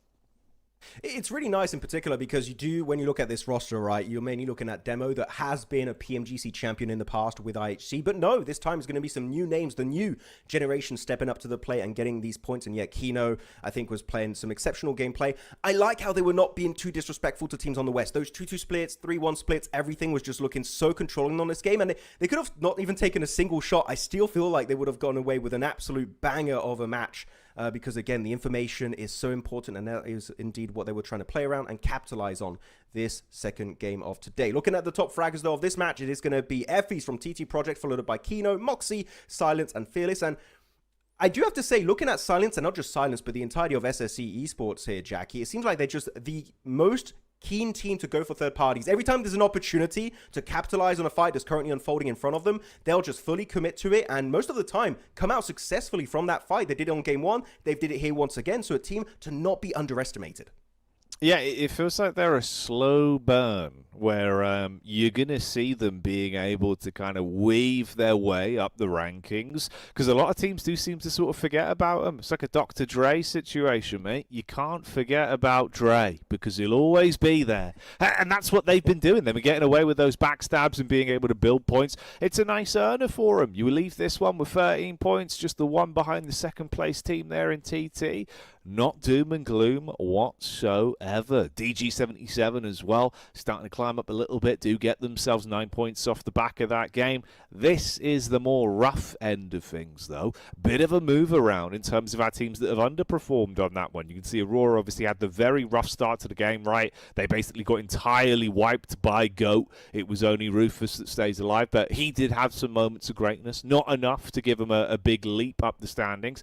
And for 72 as well, it was a bit of a brutal one, mate. Off the back of the hot drop, just got absolutely mauled. We are seeing a bit of a power shift already then. Yeah, I'm genuinely still confused. I'm going to repeat what I said at the start of that game, that we had so many hot drops. 4 hot drops on an Erangel game. Again, do we play it in calibration? Why was that happening? Genuinely, I can't even start to analyze because I'm very confused unless teams just want to make a statement. But there's so much on the line, Jackie, because if you're in top 4, you go straight to the finals. Meaning you have a way higher chance to make it to the LAN event in Jakarta for the PMGO Season 1 main event. This is very unnecessary. Some very unnecessary risks all around the board. I hope that we do see these adjusted moving into the next Erangel. So we only have one Erangel today. But yeah, so I genuinely, whoever was involved in those fights, and especially the teams that were losing those early game fights, you need to rectify this. You need to fix it, because otherwise you'll have to go on to the next stage and you might just miss out on the finals because of it. So Evil Max, man, he's slowly peaking here right now. He's going to get involved sooner, Jackie, because yeah, it made no sense to me. It was very odd. Yeah, no, I can imagine, mate. You'll have that one vein that will start to get very engorged if this keeps happening. So hopefully, hopefully that won't occur. But there you go. That's game 2 wrapped up here. Our one and only Erangel for the day out the way. We'll move in. We're back to back. Bit of madness on Miramar when we return after the break. But that's how the lay of the land is looking for now. It's been exciting up to this point, mate. Looking forward to seeing how the rest of the day is going to go. Matt, quick thoughts on what we're going to be getting out of things as we move into Miramar? Anything you're excited for with a change of land? Okay, I know I've been talking about top and his mini 14 all the time, but like, come on, you're going on to Miramar, which is like the DMR bolt action map, right? And I want to see him with the M1 Garand. We've been talking about it on day 1. It might just happen here this time around where he gets a big game with that long range action. But not only him, we saw actually a lot of other players being really good with those DMRs. And as we shift slowly but surely into update 4.4, when the DMRs are going to be even stronger and we are going to have ARs getting nerfed, I think that Miramar is going to be a map where long-range players like maybe Sleepy in the South Asian region is really going to step up to the plate and get some dominating performances. So, yeah, Miramar is going to be fun. Hopefully no hot drops. That's my one request. Again, that Erangel was just very weird. Yeah, no, it was indeed. You never know, right? You know, we were kind of speculating that maybe it would be the Miramar and Rondos where things would be a little bit more hot drop centric, but hey, it's happened on Erangel, so we'll see where it goes. Join us though for that. We'll be getting into the flow of things on Miramar when we're back on your screens after the break. Start the war!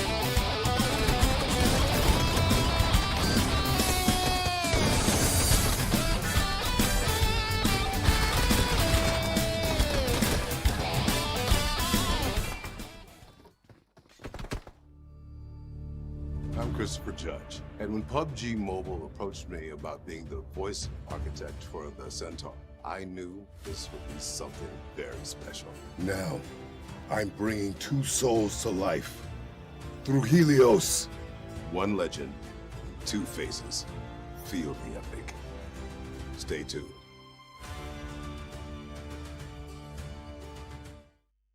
Start the war!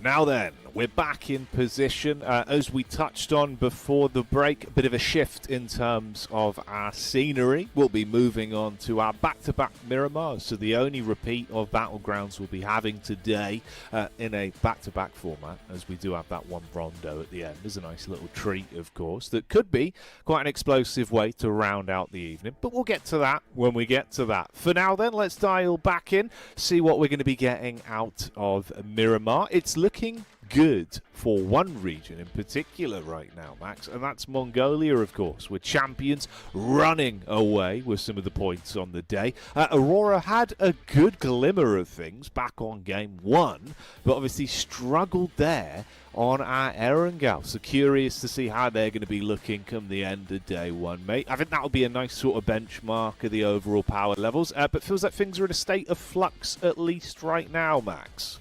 Yeah, I mean, a Miramar game is going to be a bit in the air as to who's going to be securing it, right? Sure, we had some regions dominating in, as you said, Mongolia with Aurora, and now that chicken dinner coming out from Champions.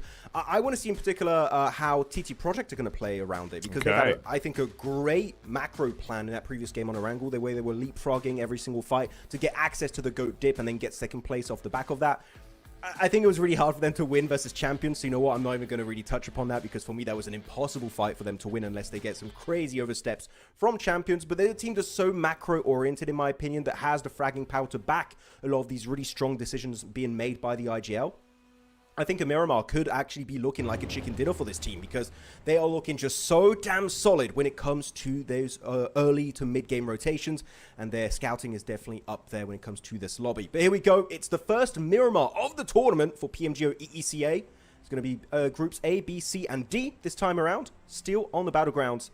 And the plane is going to be actually kind compared to what we had earlier on Rondo, right? It's going to be El Azahar all over to the northern edge of Valle del Mar. So teams should get access to their drop locations. Though one thing that I do have to say, usually, Jackie, if we do have a hot drop, it's always in Picado.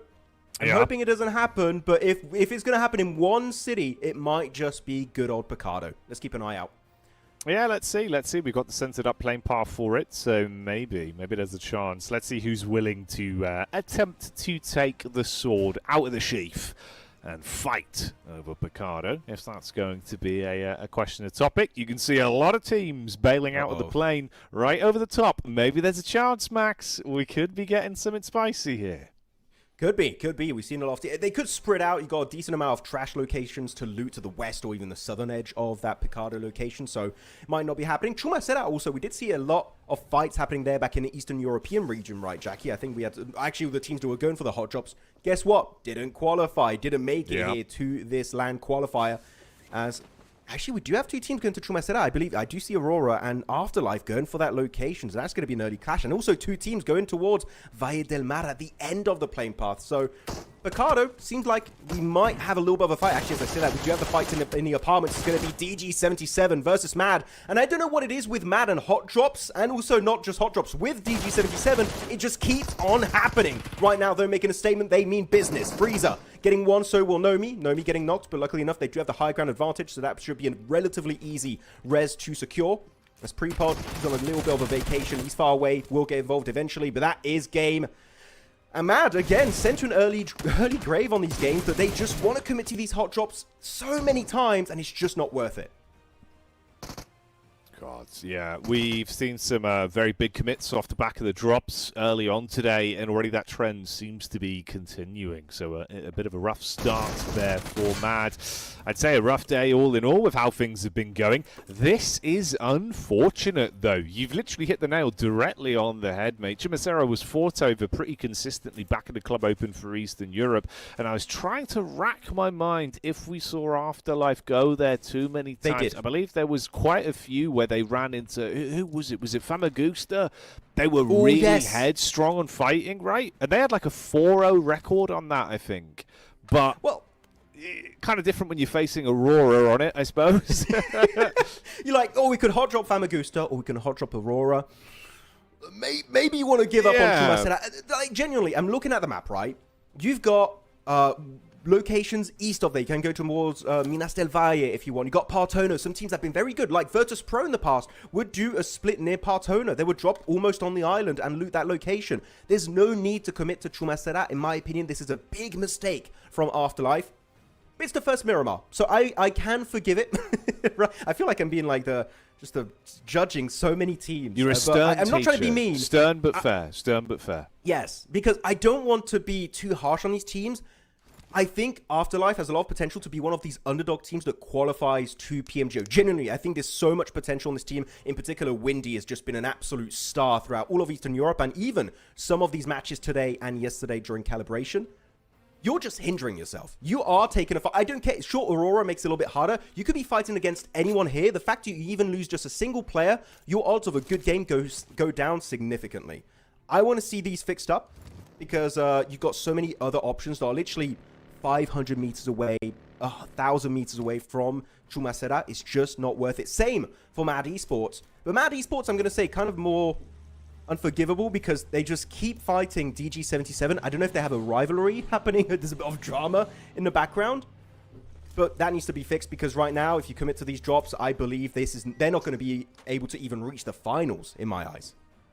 Yeah, you're going to leave yourself sort of hung out to dry, mate, if you carry on with the, like we said, right, sort of the curse of ego, where you feel like, right, we've got to keep doing it until it does work. Eventually cut your losses, go think a bit different, carve a space away if you do feel like it's being a consistent trend of even that targeted head-to-head between two teams just not working out for you. So yeah, risky stuff that hasn't paid off for Mad. It could be a bit problematic for them as the day continues. Obviously, again, for that final touch on Afterlife as well, I think it's a shame for them because although it is, you know, it's your first Miramar, everybody gets one, we'll let them off the back of it. Otherwise, they've been very consistent today, right? You've been able to get some good points up to this point. The fact we hit kind of the middle of the road coming into Miramar here, and you don't even get a single point to take home off the back of it, that's going to slow you climbing your way up the rankings consistently. Could make it easier for some of the teams that are now beneath you to start to lap your way up. You know, you're thinking your Auroras, your Goats, even maybe 27 as well if they can play potentially even a full game of PUBG Mobile on this one, considering we did not see them last time around. Had basically the Afterlife effect on drop. So yeah, a lot of moving pieces then initially. Well, actually, we got one. Oh, this is actually dead center of the circle. We have a big fight happening in Valle del Mar. It's going to be Motion versus Metacore. And center is going to be Destined to Rise, clashing with SSE. SSE, I don't like seeing them get involved in early fights. I think they do struggle quite a bit in those. They're very good at third-party engagements, as we saw in Game 1 on Rondo, Game 2 on Erangel. I would like to see something somewhat similar here this time around. But yeah, a lot of moving pieces in this lobby, as Metacore will be losing Grills, one of their members. And this is a great circle. You've got so many good spots to go for. Again, you don't have to clash. And I do like the SSE. Sure, take a little bit of a beating here. Do get at least a bets, one elimination secured for free. So you know what, not too bad of a trade-off. But they just give it up. We don't want to commit. We're in circle. There's so many good positions still open for the taking. And they will put their focus on those spots instead. So thumbs up to the side of SSE. Though this fight, it seems like Metacore are just locked down in this valley. Really hard to rotate away because you can look on the mini-map.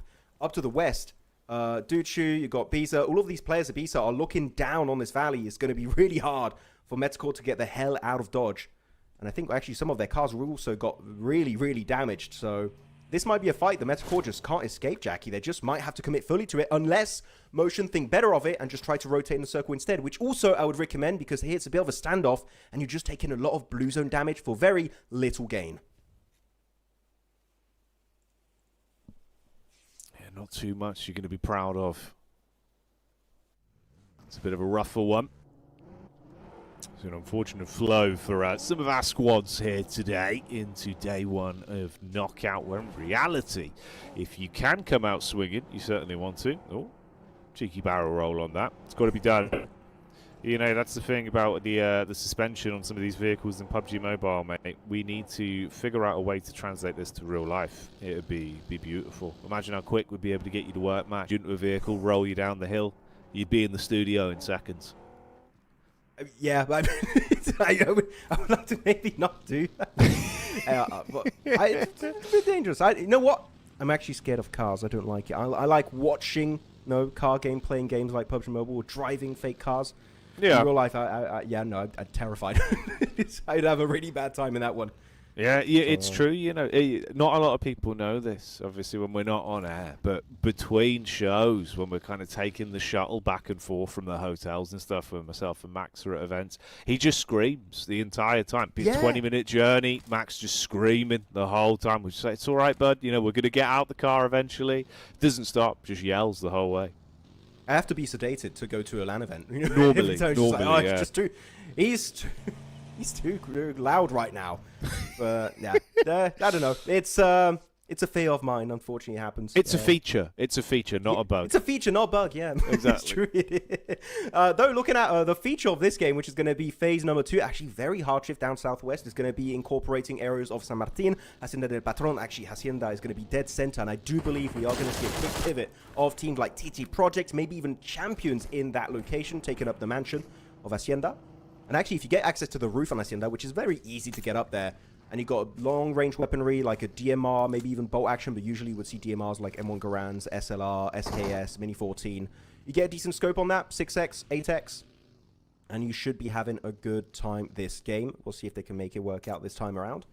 But otherwise, we did see, because of this circle shift, I wish we could show the minimap real quick, but because of phase 2, going heavily down southwest, the eastern side is going to be fully stacked with teams. So actually, I want to see something similar to last game, where teams go for the wider rotations up north or south and just avoid those unnecessary early skirmishes. These little scrambles would be nice to see come on through. As I look at actually some of these rotations, Jackie, it seems like Aurora getting oddly close to Champions. We'll see if that's going to result in a fight, or if the two teams are going to have a bit of a handshake and say, this is not worth it, let's give it up. And it seems like the handshake did come up. Nice, firm, gentlemanly handshake. Everyone walks away happy, content with the safety of the deal. The art of the deal in situations like this. For Aurora, though, what sort of definitely blows are they going to be dealing over the flow of this game long term? That'll be the question, right? Obviously, you got that nice opener. You fought over Chumacera. You walk away very happy with that one, been able to get yourself suited, looted, and booted, so they will have the tools of the trade to play with. Doc's been coming out swinging, as you'd expect today. Top's had some very quick adjustment shots as well, and we have seen his POV for the close range combat. And if they can win in a bit of a head-to-head versus DG77, that'd be a nice earner for them. You're not going to overcommit to it. You can see it's just chip damage downrange, where if there is an opportunity to at least get their backs up, scare them a little bit, you'll take that with both arms. But until it's a clean firefight they're favoured in, they're not going to put too many eggs in this basket. I just want to demand some respect. Say, okay, we're in similar positions. We don't have to. Actually, I was going to say we don't have to waste ammo. Reefus has a different idea entirely. It seems just like, I just want to show that we're here, we're ready to fight. And just get actually a little bit of damage on one of the Champions members. So, also good start, right? They got 4 eliminations in that early fight with Afterlife in Chumacera. So, they are off to a decent amount of time and also getting all that loot. I believe most of their members should have tier 3 helmets and vest. Yeah, Dog's got a tier 3 vest. Tier 2 actually for the helmet and vest off tops. So, might take a little bit of extra damage here this time around. But we're about to go into circle number 3. Hacienda currently fully available. No one's been over to Hacienda. If it's still in circle, we'll see if teams will go up there. And the circle does shift up north towards water treatment. Hacienda's still in zone. This is going to favor teams like SSC, TT Project up north. TGM are looking super comfortable because their spot in particular is high ground. And this is going to be great to see all of those teams going for the mad dash in the center of the circle. So TGM might not get a lot of eliminations off the back of that, but they should have an easy time to get relatively far in this game in terms of placement points, because the south and east, as you can see there, Jackie, on the minimap is stacked. There's people everywhere on those edges. Yeah, it's chock-a-block right now at prime time. Here's the crash in from 27 Plush as well. Ooh, that is a bit of an awkward one. So Doc gets the nade back off. Meanwhile, shots down range have hit heavy onto the Aurora players, and already Rufus has been removed from the equation. You've got the tag back over onto Doc as well. Trying to clear the ground floor. Doc, oh, nice moves with the shotty up close to personal onto Tapog, able to handle that one with ease. And even still, assessing where the rest of the squad mates are. They're downstairs with a pre-nade. It's the same idea from either one of them. They both turn the corner with the nades in their hands, and Doc goes back in with a shotty to clean house. 27 plus, it does not work out on their crash. It was a bit awkward, the two players just literally almost touching each other with an A, just like, oh, what do we do? They know Doc does come out on top eventually with the good old cheeky DBS. Good fight, unfortunately, for 27 plus. Again, not quite able to get into that true late game 3 times in a row now, so they need to try and change up these fights, not taking unnecessary skirmishes early on in these matches on, no, it doesn't matter the battleground really, Miramar, Erangel, or Rondo. It's been the same every time, it seems. So they did get 1 elimination on 2 Reefus of Aurora, so that's at least 1 extra point for their troubles.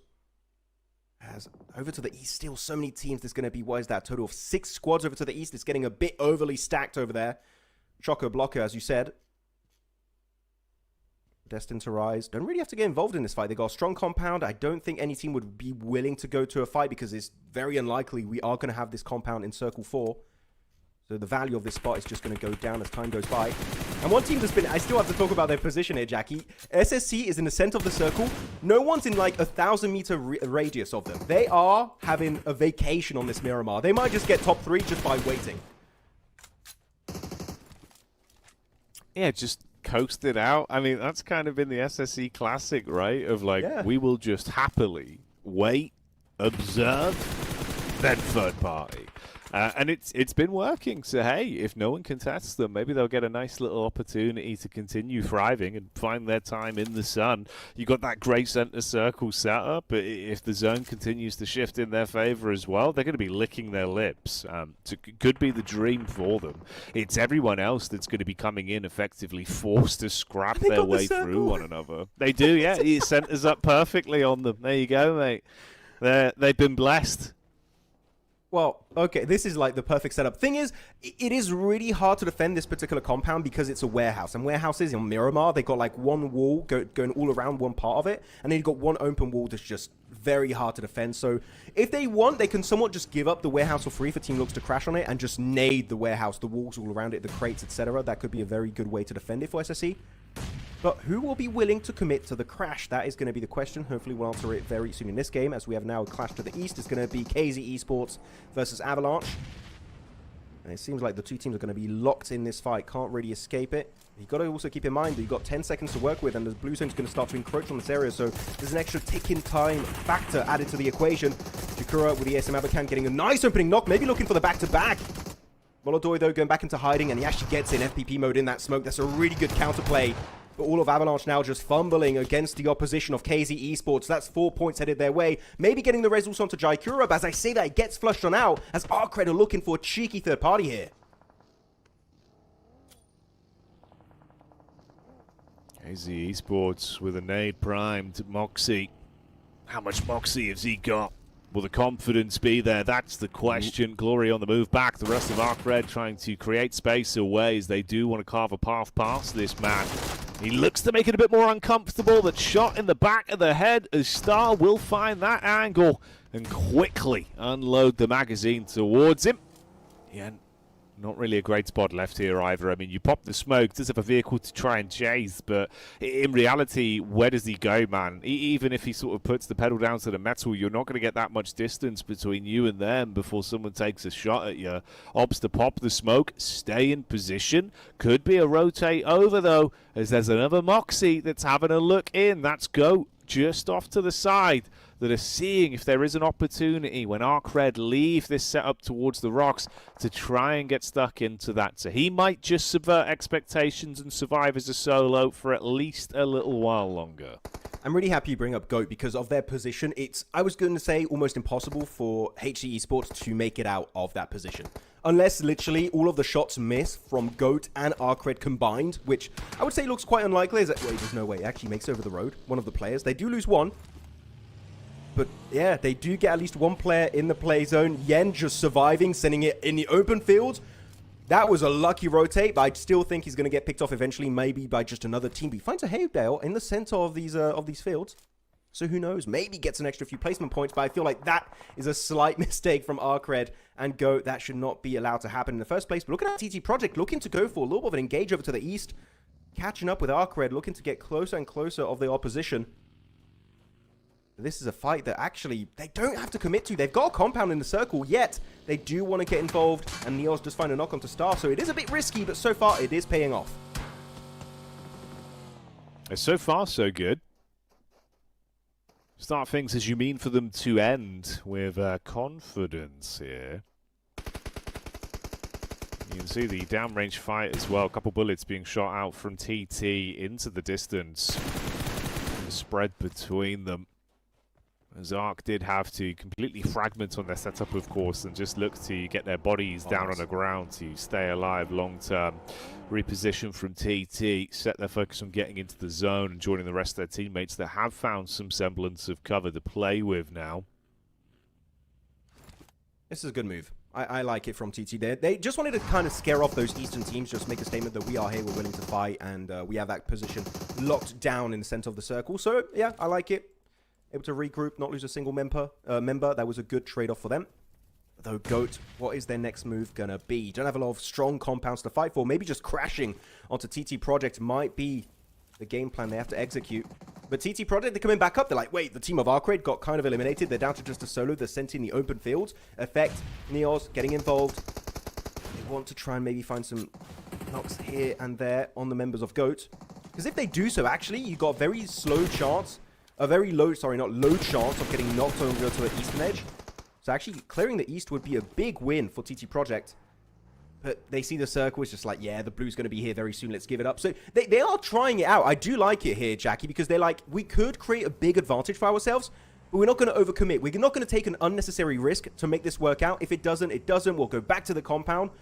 This is the TT Project we saw back in Calibration, and again, they're playing the exact same playstyle, but this time in the knockout stage. Ooh. Atomic as he rears his head on the jump up there. Taking a bit of hefty damage. Force in the meantime as well, taking some shots back. That's going to be him going down to make it a bit more uncomfortable. We are starting to lose a few of our squads that were lesser in firepower as well, as one by one we're thinning the herd now and getting down to only a couple of teams remaining. 8 in total, it seems, at this point. Let's see where we cook from here then. Aurora Gaming looking to get back into cover with the shots whizzing by from Champions. Moxie being blown up by SSE as well. That's the last man from them. They're in a bit of a tricky predicament. I mean, yeah, SSE just playing tower defense in that position. Just trying to make sure no one gets even remotely close to their warehouse compound. Though to the west, exit out of Hacienda del Patron is going to be between the side of Motion, the Polish team, versus Champions from Mongolia. But Aurora could be looking also to third parties, so do keep that in mind that if they do take this fight, these two teams got to be cautious because you might not be left alone. Kano, again, this man's been an absolute beast on this opening day of knockout stage, able to find himself one knock followed up by a second with Demo. So much damage from these two players, and now Kino looking to just wrap things up between himself and Motion. Got the two other players in the distance. Slightly out of nade range, I do believe. Might be a little bit hard. Don't want to waste that utility, but they even find an extra knock, so at this point, you might as well just fully send it. And because of this, I think that Aurora see the elimination feed and see that Champions are taking such a small amount of knocks, it's not really worth it to get too heavily involved. They will be sending a scout over to the west, which is going to be Zyol, but Champions are still raring to go at a moment's notice, so you don't want to overcommit. As Duchu, sole survivor here. Now, he's going to be in nade range. One Molotov, going to force him out of position, and that is going to be Kino to wrap things up. Champions up to 6 eliminations, making a statement here today, Jackie, that they mean business. Oh yeah, they are pulling no punches. They've been playing some blinding PUBG Mobile up to this point, and that consistent trend seems to still be a consistent trend from them, as they've got themselves those 6 elims. They're coasting through the game. They're looking good. They're looking for glory. Aurora similarly down the rankings in terms of overall points, but when it comes to the head-to-head in this lobby, also matching that level of energy. As both of these squads are down to a triple threat as well, so we'll keep that talking point in mind, see if that's going to be a bigger issue the longer this one goes on. Freezer and Prepod, the two representatives of DG77, left to fight out on this one. Couple shots out into the horizon, see if you can punish. Zol here as well. Limited cover just down towards the ridgeline. So if they actually do get a look in over the top side, we could have a fight between our two Mongolian representatives coming our way relatively soon, depending on how they reposition. They're going to jump into vehicles, look for the wide berth out. Zol could peek into the back whilst everyone's focused forward towards the front. There he is. He goes for the first, gets the engagement off onto Kino. Second as well. Oh, mate. Zol is cooking right now. They forgot about the angle. But keep in mind, TT Project did get involved there. Actually, I believe one of the members just got a knock onto Doc, so that is going to be a third party that could be coming up very, very soon indeed. But Doc going to get rezzed back up again, a player that you want to keep alive as long as possible in these games. Good statement from Zol, though, able to successfully defend that ridgeline against champions. Down to now just solo it's Atomic. But here you go, looking at the angle, perspective of TT Project. They want a piece of the cake. Actually, decent damage there through the scope, through the smoke with that 6x scope from Zerich on the QBZ.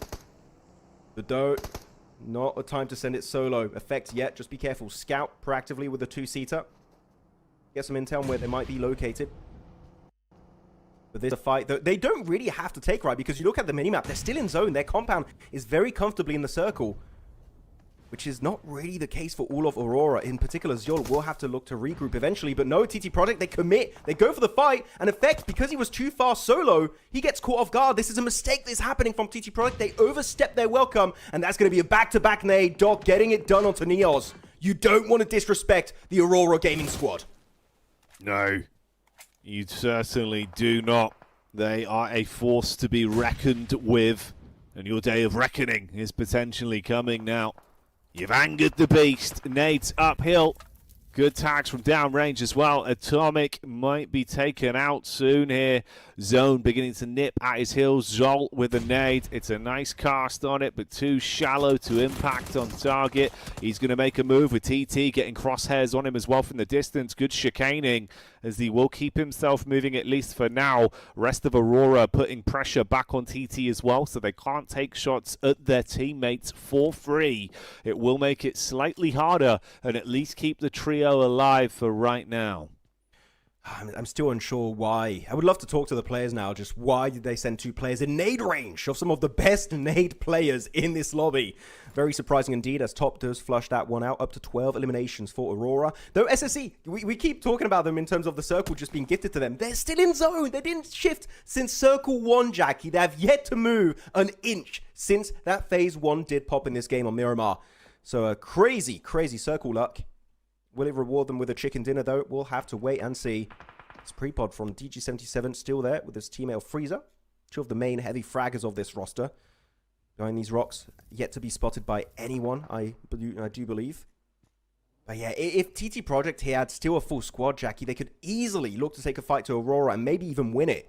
But now down to a duo, and the thing is also, Aurora know you're there. They're just going to try and leapfrog you, get deeper in the play zone, and just possibly hold off the entirety of these remaining two players. So as of right now, Aurora subverting expectations in that position and looking to claim a strong finish on the podium.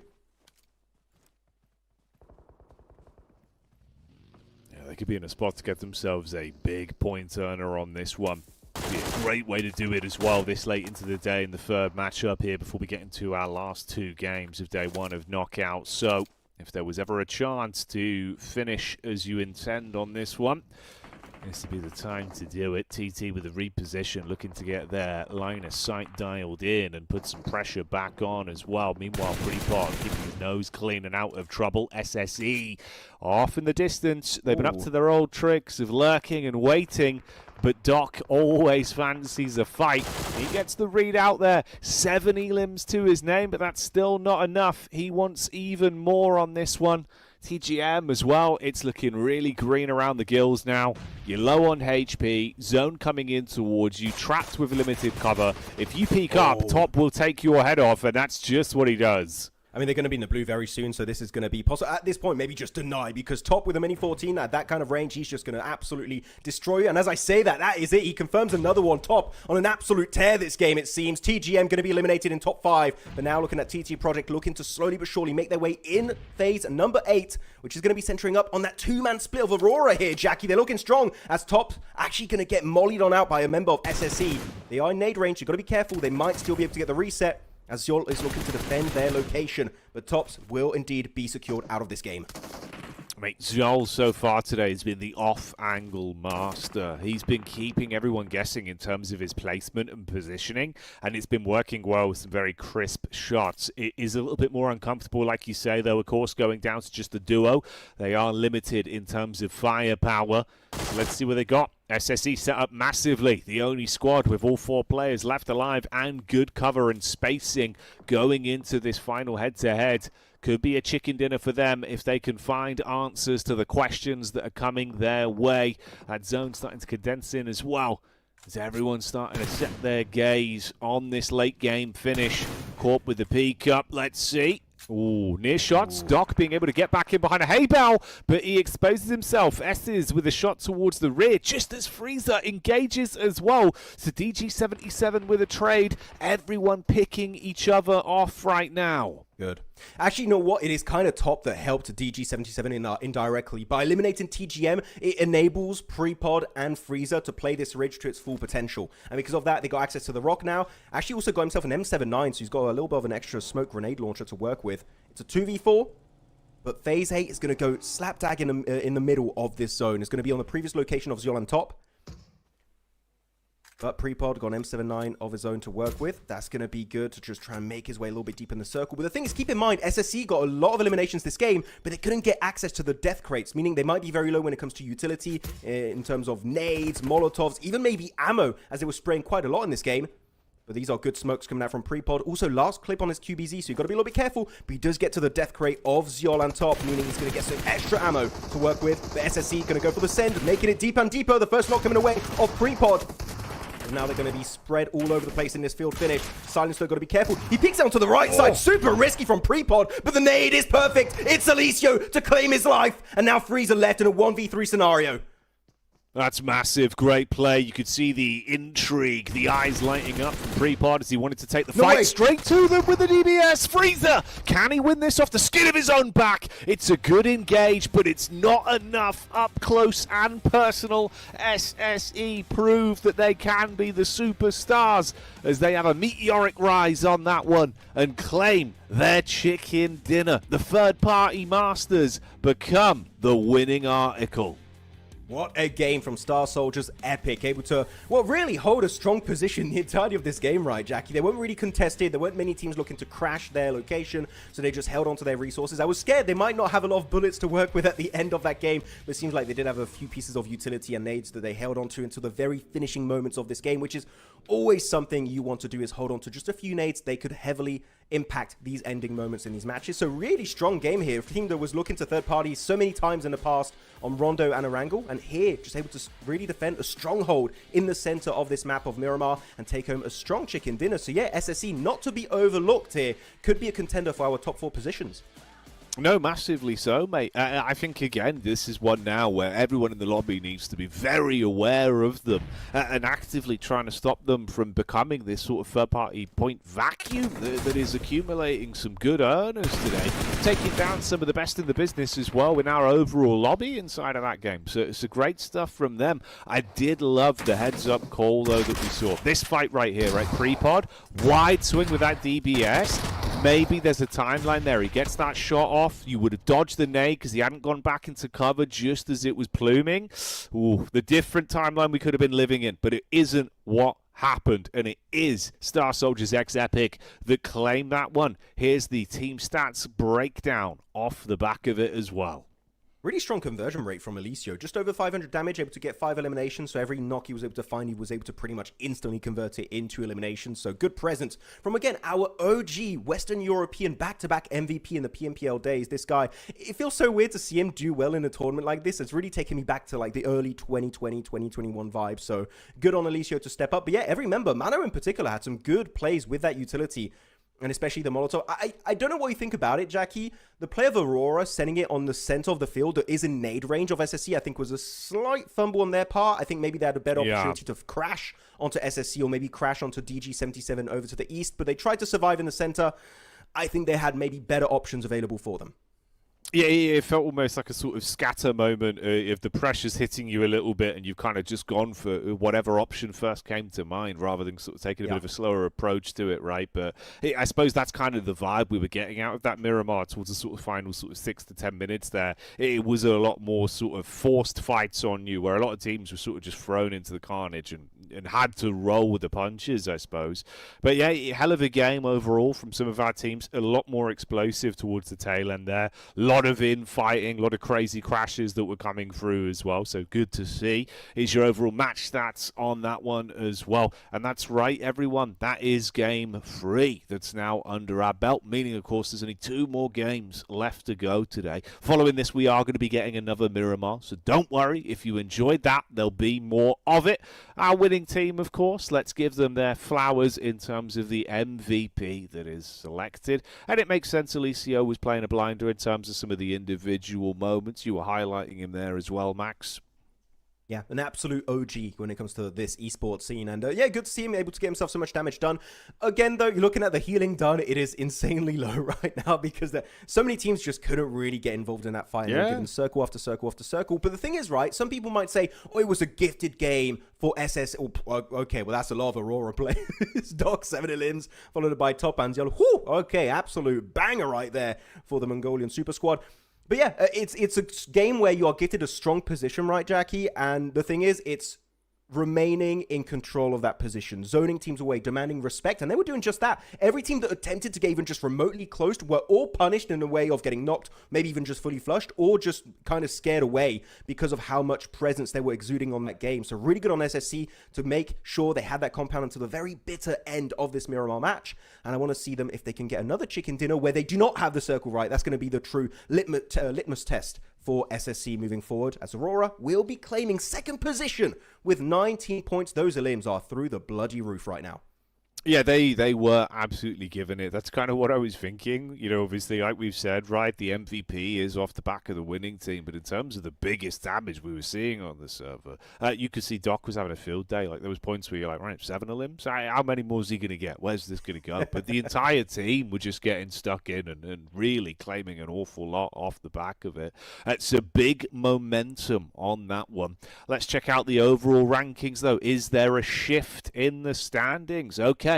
So as it stands right now, you've still got champions in dedicated 1st place with DG77 not moving from 2nd, but SSE climbing up from 4th into 3rd place, and Aurora rocketing up the standings there, Max, up 5 rankings into 4th place. I mean, Aurora, someone needs to teach them what a placement point is, because right now they're just like, we're just going to focus on the eliminations. They got 27 elims compared to the 5 placement points. Again, giving me kind of echoes of IHC back in PMGC back in Istanbul back in the day. But the top 3 looking really strong. It's good to see them not just have 10 placement points after the back of that chicken dinner, right? They got extra placement points in all of the other matches, which shows high levels of consistency from our podium squads currently. And then looking on the 2nd page, 16 teams in this game so far. And it's going to be teams that are, you know what? Actually, Jackie, all the teams that are currently here are involved in some way, shape, or form in hot drops. So you know what? I'm not going to say I was right, but those hot drops are not working out for those teams. I knew you were going to say it. I knew you were going to say it, mate. But honestly, you're not wrong. That's the thing. Fundamentally, you're not wrong, right? They have kind of been cursed with either the unlucky stick of just forced to fight for it or willingly running into those hot drops when you could have turned tail. You could have bailed on it. Instead, they didn't cut their losses, and this is what it's resulting in. No real point earners for a lot of those squads being forced down towards the bottom end on day 1. It might only be day 1, but these things go by very quick, mate, and if they're not able to get themselves into a position to start to find some points here or there, because it's not that big of a barrier even, right? You're looking towards sort of mid of the pack portion right now to at least give yourself a life raft, an opportunity, right, as we go through the rest of the days. Just a couple games, that's all we need to see. But that is a story for another time. We'll be back in with Miramar after the break, so keep it locked for now and join us in a couple minutes' time, esports fans, as the fight will continue. Start the war!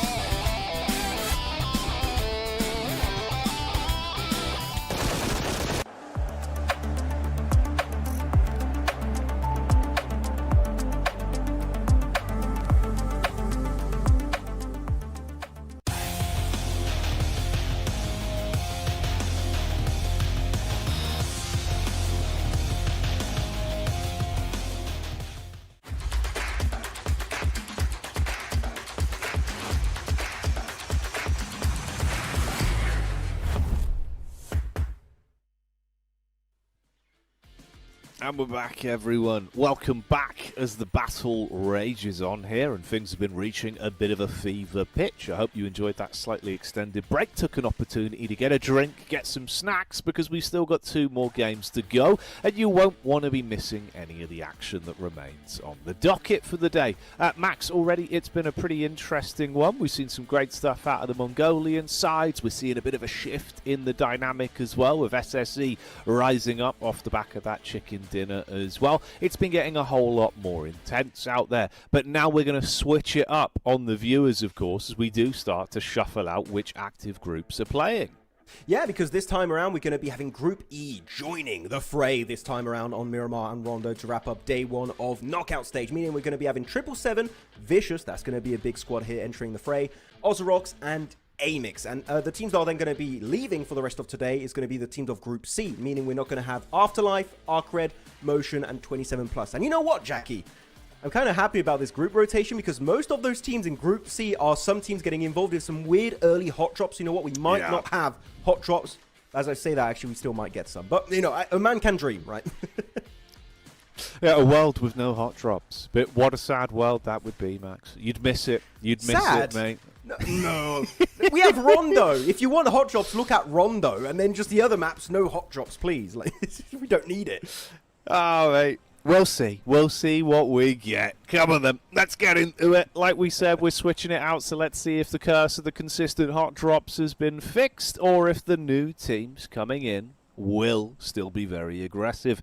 Maybe the E in Group E stands for Hot Drop E. It would be at the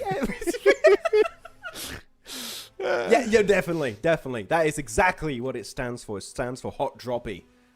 They're not going to be playing this game, though, so they're going to be out for the count. They'll be joining us tomorrow for day 2 of knockout stage.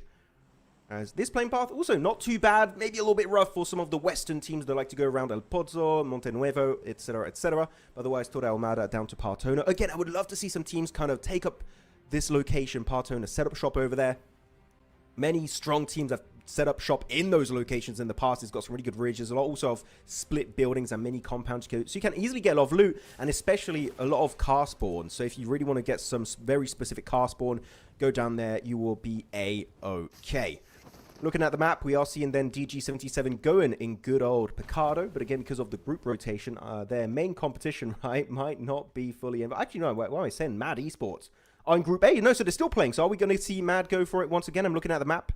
I don't see them yet. Oh, no, Mad went for El Azahar. Okay, thumbs up. Mad changed things up. I appreciate it. Thank you very much, Mad.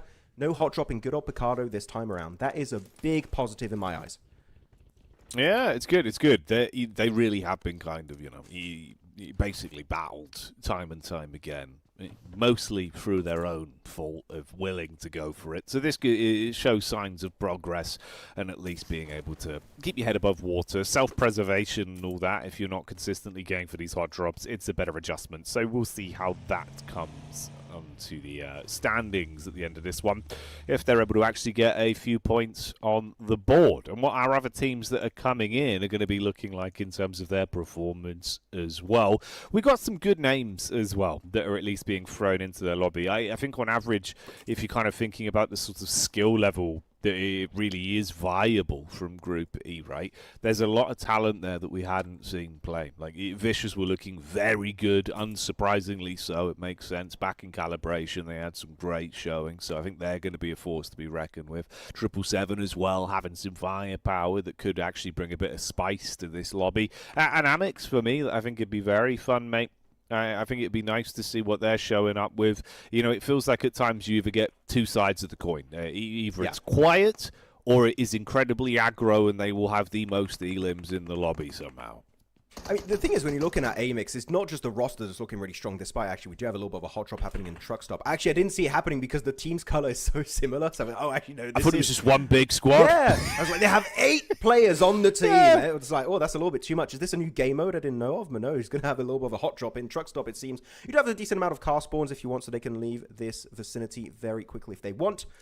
So we do have probably a reset. Not sure what's happening there. But also, yeah, looking at Amix, the roster's looking really strong, but on the background here, Jackie, we do have players such as Old Boy and Purple. Old Boy, top tier global player in the past, right? He's coaching for the team, and Purple also back in the day was part of Virtus Pro when the org joined PUBG Mobile Esport. So they had a lot of really knowledgeable people in the background setting up the team for success. Though success is not what Tiger is going to encounter this game, as he is going to get swiftly eliminated from this game by the opposition of KZ Esports. Not the best way to go. Metacore got to be cautious though. Decent angle behind this window. Got a little bit of extra elevation. But yeah, to wrap up my point, Amix, they're a cool team. Pay attention to them because they could go hard in today's 2 matches. Oh, yeah. Hit them with the Waka Flocka maneuvers. Go hard in the paint. We'll see if that's what they're going to be pulling out today. I'd like to see it, mate. Again, they're an impressive team, right? You know, we like to rally behind them if they do show us some of that confidence as well, because they're explosive, they're fun to watch.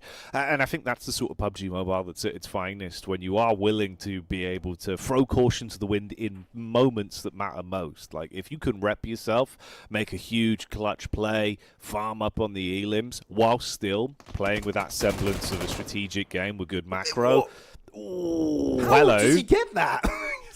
Mate, he was running as well. Full sprint. Instantly whips it out, hits the shot. Okay, yeah, all right. Well, there you go, Max. That's a nice shot. Just pause in the open, spray down with the M249. The normally recoil is a bit hard. And he had the surprise factor too, right? He had no idea because he was running out in the open, and yet Cyrex gets punished. And okay, the disrespect going for the BM, shooting his death crate, making sure that they don't commit to another hot drop over here. So far, it's heavily in favor of KZ Esports. The nade, though, is looking good. Almost getting the double knock off the back of that. Again, got to be careful. We'll be able to crawl back to safety and get rezzed up by his teammate of Jakura.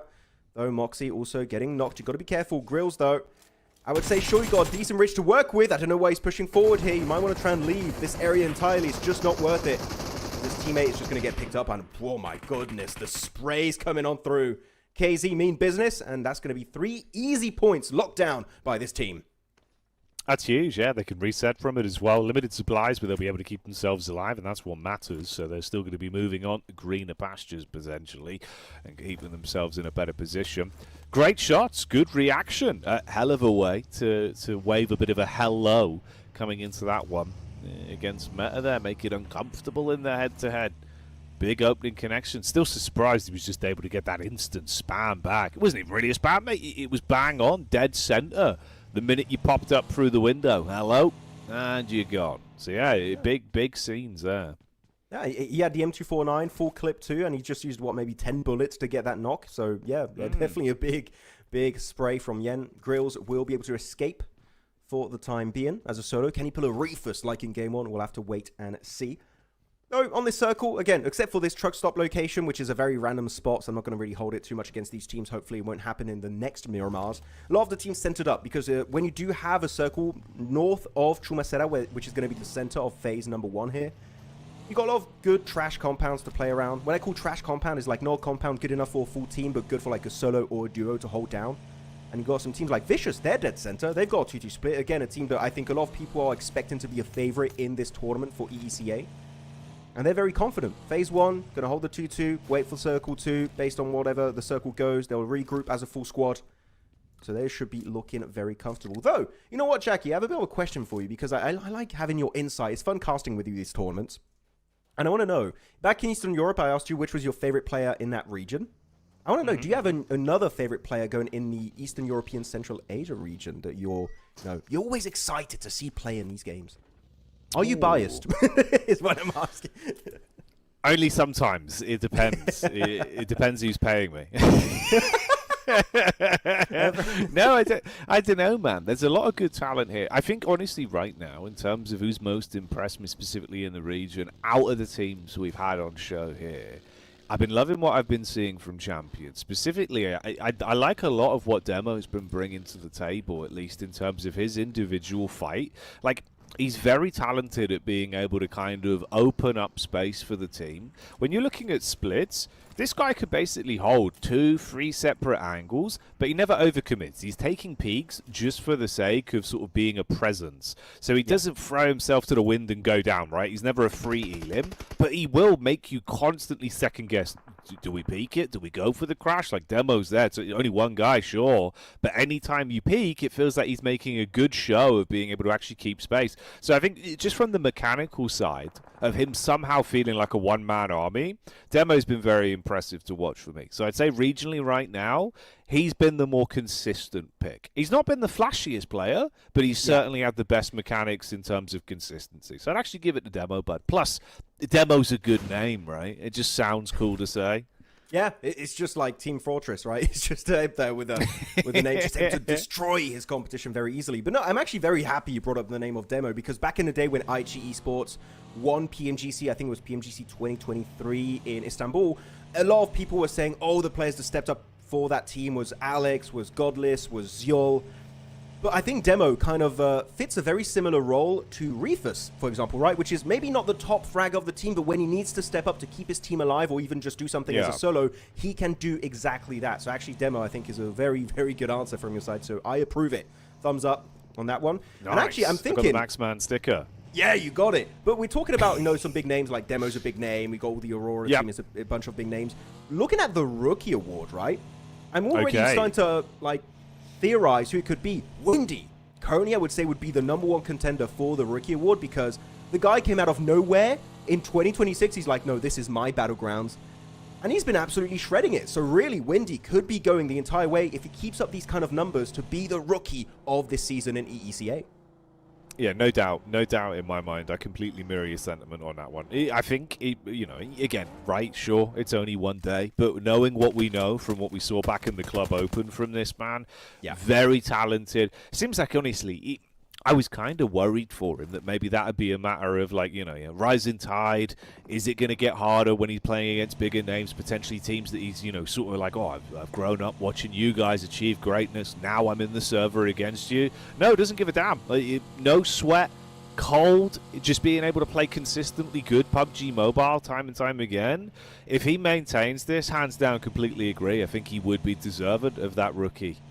He's looks really talented, mate. So I'd love to see it as well, because it'd be one of those talents where you think if this is sort of everyone noticing just how strong he is, God, I wonder where he'll be in 6 months from now. Yeah, he's going to get picked up by some of the biggest teams. Really, keep an eye out, because he's on currently an August team. Who knows, maybe in the future he could get picked up by some of the biggest squads in PUBG Mobile Esports currently. Looking at Destine to Rise, though, taking a lot of heavy casualties, it seems, losing 3 of their members down to just Ralph, MVP. And it seems like he's just going to get swarmed by these players. TGM, they mean business. They want to get those early eliminations if they can. It's in the blue, so it's not really worth it, but they know they have the man advantage, right? So they're just like, why the hell not? Might as well send it to confirm that final player and maybe get closer to some juicy placement points. Though, good shots with the DBS, but it's going to be enough. Actually, S12K. TGM able to find himself that extra point. So GG well played, and that is going to be D2R sent to a very early grave here on this second Miramar of the day. Yeah, they've not had the best run of things today. Obviously we were seeing some good stuff from them back in recalibration, but that is what it is. It's an isolated environment here. It's been a little bit rough. Similar things could be said right now, though, about what's happening to Goats. Lambs to the slaughter, it seems, for TT Project, as they've got complete open line of sight onto them. Tires popped, wheels screeching to a halt, and 2 of the Goats being removed very early. So that's not the dream scenario for the Goat team. Again, the weird thing is, mate, Goat were one of those sides where I thought, mentally coming into it, before we had even seen recalibration, before we got into day 1 of knockouts, they would actually have potentially some of the viability to be contending for some top spots, to be in that debate of, have they got a rookie, star player contender here, like an MVP. Haven't seen the same level of lethality right now, which is a bit of a shame. Moxie was looking really good on that team. Ayato as well had some good consistency. But yeah, they've kind of been struggling a little bit, so a bit of a rough one. Let's see what DG77 have got for us, though. Always a known quantity when it comes to showing us the good stuff. And they're going to get thrown into action here. Prepod in the back line with some bullets down range. Rest of the crew trying to pull up to close the gap as well. Seems like we could also see a third party from Amix. They're just about 200 meters away from this fight. They hear the shots happening, but that's going to be DG77 winning the fight and also keeping every single member in a very healthy condition. So if you are Amix, maybe just don't go for it. And actually, as I say that, they're just going to keep on moving straight forward towards that circle phase number 3. So they should be good to go. Looking at Champions and Aurora, I don't know what's happening here. It's like the Mongolian magnet. They just keep clashing in some way. These matches has been happening on Erangel and happening also here on good old Miramar. Earlier it was on Hacienda. Here it's going to be on the southern side of Chumacera. So, It should demand some respect. Also, with the high ground position of champions, Aurora, it's not really worth to try and wrestle away that position for yourself at this point in time, at least. Maybe if the circle goes there later on, they could rethink it. Right now, there's just not going to be a lot of value up in that spot. But yeah, TT Project, man, looking at this spot, I wish we can see the circle on Phase 4. Hopefully, we'll see on the transition. They've got literally 25% of Phase 3 fully under control in a 4-man split. They're all spread apart. You just got to be careful to not overpeak it. But knowing TT Project, really, Jackie, and what we've seen in the past from this team, if a team gets close, I think they're just going to get in their car, regroup, and just avoid the fight entirely. That is the gameplay style we have witnessed many, many times from this roster. And so far, it's been successful. Yeah, it seems to be the sort of mantra that they live and die by, and it works pretty well for them. Ooh, Spike, living on a sliver of HP, he was hoping that just before the blue would nip him down, he'd be able to get the follow-up pump off from the DBS, but no, Frieza, ice cold at least in the 1v1, does win out on that one. So for the Aiming squad, if they were looking to convert and get themselves a nice chunk of points off the back of this, it's looking very rough for them. Down to obviously just the solo with limited HP, and the zone might even be enough to thin them out, so that could be them going down soon. Champions as well, removed from the equation here as they fall early to Aurora, so a back-to-back head-to-head that's resulted in a bit of a stalemate there. I love this engage from Aurora. One of the cleanest fights, or at least push. Whoa, no. Okay, gee. Wait.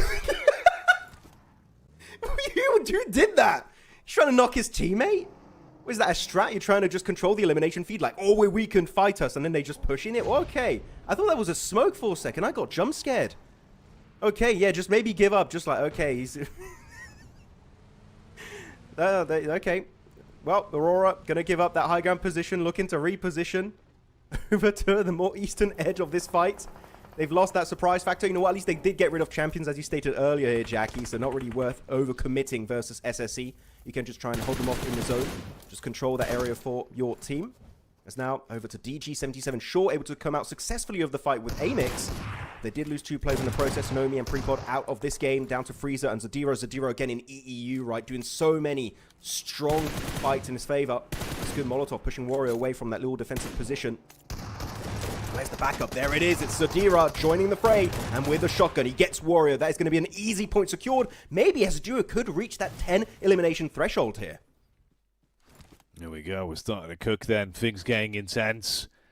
Can this deadly duo go the extra mile? See just what they can squeeze out of this one. Goat going down as well in the end there. Removed from the equation as the final 2 members are picked off. TGM joining them in the coffins as they're also taken out of commission. And the battle continues between the rest of our squads. Zadira chucked over. A couple of meds to top yourself up. Those on you, mate. Give yourself some HP to play with. Frieza with the downrange shots as well. Gets the adjustment back over as Avalanche look to carve a path out of here. They do not want to fall on the hillside and look to try and just get a little bit of space between them. Tommy usually a good head on his shoulders in terms of self-preservation, so he falls further back, leaving the rest of the squad to attempt to assist. Chip damage is good. Ooh, the spray right through. Goodbye, Tommy. Goodbye, Molodoy. I could put them up to 9 eliminations, maybe 10 if they can get the final knock onto Butcher. Finalize this fight, hopefully. Yeah, good again. FPP in the smoke, just such a good strat to keep your body hidden, and while keeping still some insight on where your enemies are possibly located. But Frieza can get in the car right. He knows that he doesn't want to let them go and pull off those reses.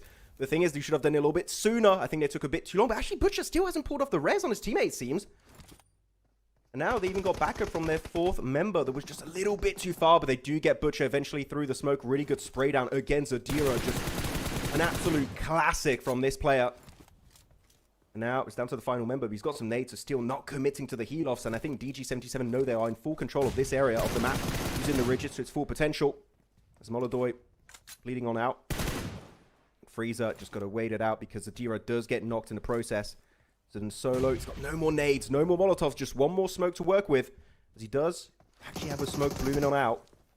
But he still hasn't got time for the res. He's pushing it up, close quarters with the S12K, but it's just not going to work out. And Avalanche will survive, and will survive it as a duo in this game. Ah, man, you'd be fuming, wouldn't you? The difference of at least getting the full flush onto the there, squeezing the extra points out, maybe even getting 1, 2 more if you're very lucky late game. But yeah, not meant to be. Still good running for them, considering how early they lost an awful lot of the firepower on that team. So DG77 showing us some of the stock they've got to play with. Ooh, Koa. Woody Org getting the flick shot back over onto Doc. And hard committing onto him as well. So Aurora losing a little bit of the firepower they've got to play with. Doc always up for a fight. He's already got himself those 2 elims to play off. With him being removed, how will the rest of the team proceed on this one? Like we kind of touched on, right? Basically everything we've seen from Aurora when it comes to why they're so far up the standings has been elims. It's just been the entire team taking no prisoners, right? Time and time again. Maybe that's going to be how they continue today. We'll see if the rest of the squad can maintain that. Just going to be the new IHC, but Vicious were able to avenge one of their fallen comrades. Well, actually 2 of them in Icy and Narvalu got eliminated by Aurora very early on in this match. But TT Project, again, they're just in such good angle. Every time we look at their POV, Jackie, I feel like they're just in these amazingly oppressive locations that they can just take shots with very minimal risk. And here, actually, there's going to be one nade, a little bit overcooked for Neos, but still, not over-peeking it, being respectful, doesn't want to take a risk of getting knocked on out. As I said, that actually does go a little bit too far up, but does get some nade damage onto Doran. He's got backup. Effect is there. Cavalry is now joining the fray. That's a good nade. Again, decent damage, and that's going to be enough to eliminate Doran and the entirety of Vicious that for their first game here only get 1 elimination and 1 placement point here, I do believe. So not the game Vicious were hoping for. No, surprising, mate. Surprising. Honestly, I was kind of expecting Vicious to come out this one and really, you know, give us a good run for their money in the lobby, show us the sort of firepower they're made of. Effectively, I was expecting like the DG77 treatment we've got out of this game, but yeah, not here, not now. And there's only 1 more game to go tonight as well, so maybe they can recover things on Rondo. That was their first game of the day, and it's been a bit of a sad start to it. What are the rest of our squads going to be showing us? Head count here in terms of the utility that's available between these squads. Clear winner in the forefront being TT. So much offensive and defensive utility with 15 smokes in the backpack. That's going to be big for them late game. Or very strong in it, because it could be an open-ended on the road. So if you do have a little bit of a tougher time to execute that rotation, that movement into a strong POI, those smokes could be an absolute godsend. Reefus, that's a random smoke chucked over the ridge. Gets a little bit of damage, so Avalanche might want to try and pull back. They know their nade range, so you don't want to go and control that ridge too much, or you might get punished because of it. But circle shift in 1 second. Is it going to shift up north of the road? The northern side of the road is slightly still in circle, but the team that's being gifted an amazing spot this time around, very similar to SSE last game, is going to be Ozrox again. Here in this game, actually their first game of the tournament, right? Only got 1 elimination so far. We'll get at least 1 placement point, even if they get eliminated at this very moment in this match. But can they hold down the fort?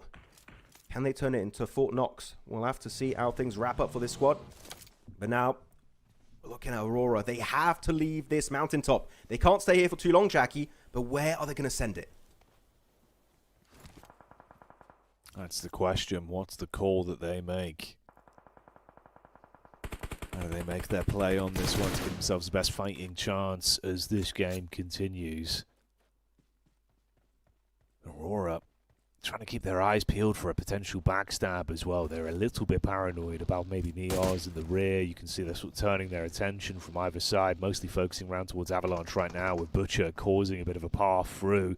They're going to run their way straight past Mad as well, so that could cause a bit of infighting between the sides. Shots down range, Bid gets one off. That's going to be Avalanche running directly into the end of their run here. Havlik does unload with a clip and at least bite back for another point on that as well.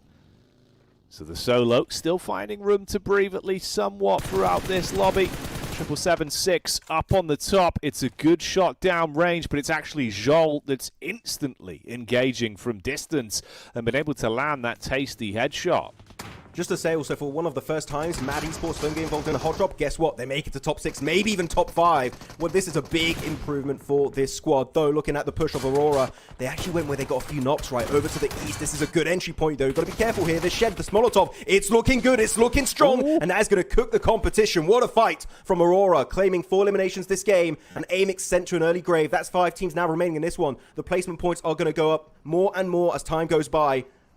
But as Aurora, actually, this is a very interesting rotation. As Aurora send it to the east, TT Project send it to the northern side, reclaiming that high ground position for themselves in a 2-1 split. I think they were overly split earlier. That did cause the demise of Effie's, one of their members.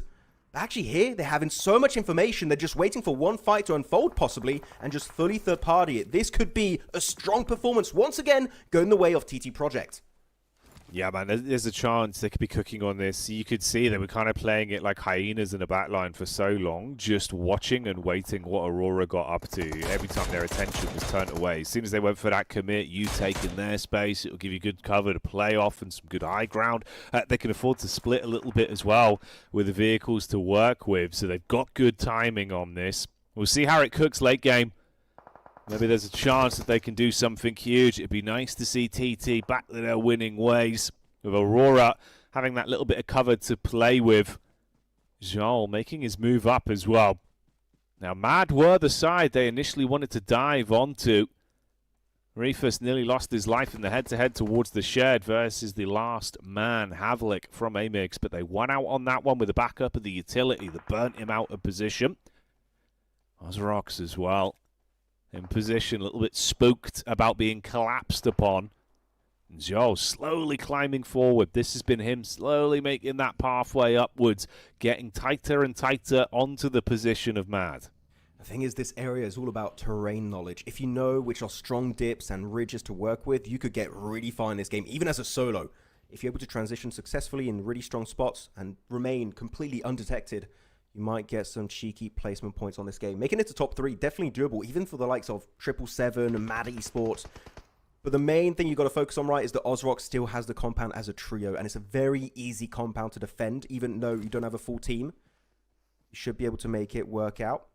The thing is, that could be the issue, is getting third-partied. If, for example, a Western team like TT Project crashes them and then they get third-partied by Aurora, then things are going to get a bit dicey, a bit hard to predict as to who might be crowned your champions on this game.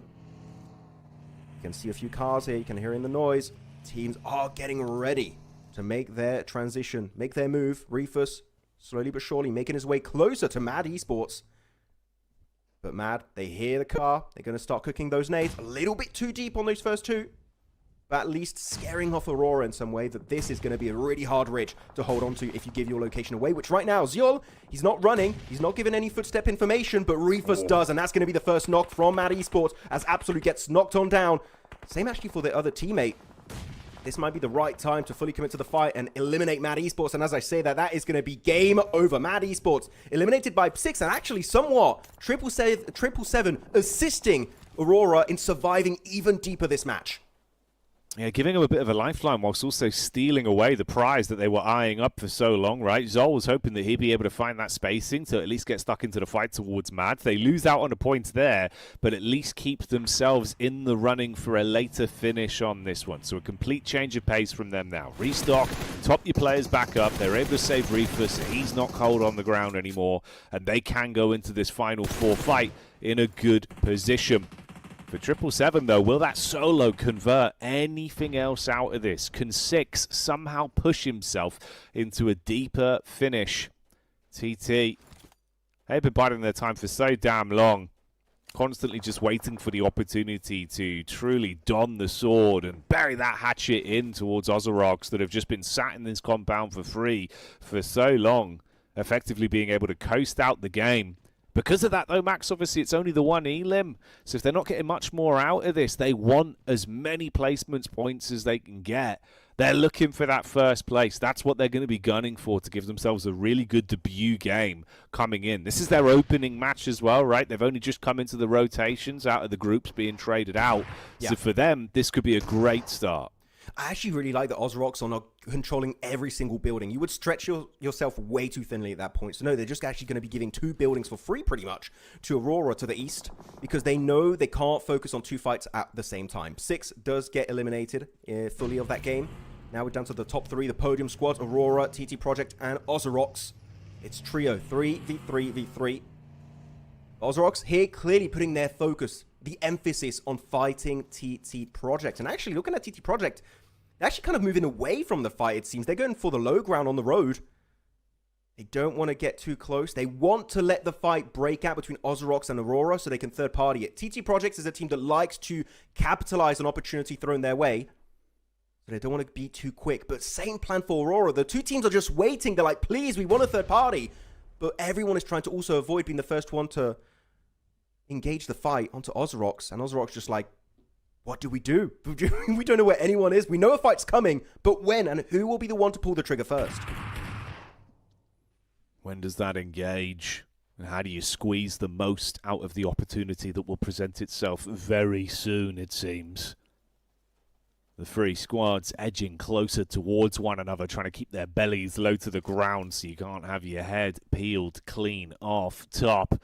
He's had some great reactions over the course of the day. If someone peeks up, will he be rapid with his shots?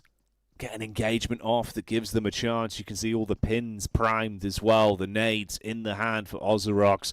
As soon as they catch whiff of a single player, they could unleash an airstrike from the compound, blow you back from a distance, and make it very hard to close the gap.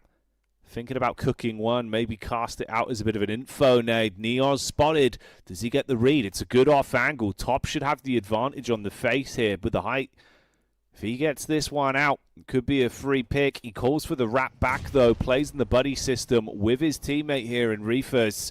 And this is TT on the move. Bounce on the nade down towards the ridge side. Smoke goes up. Neos gets into the tree. You might be able to get a nade right on this, Max. This could be punishing. This is risky. I do not recommend going in that position. 2 really good nades back-to-back. Neos is going to have to run away, scurry away up to the other side of that smoke, and he will be spotted out by none other than Top himself with the M4. That's a huge opening knock, and you know what? Ozrox are like, wait, they're not even crashing on us. Maybe we have an opportunity to third party it, but as I say, that effect finds a good opening knock of his own with that nade onto Bad Boy.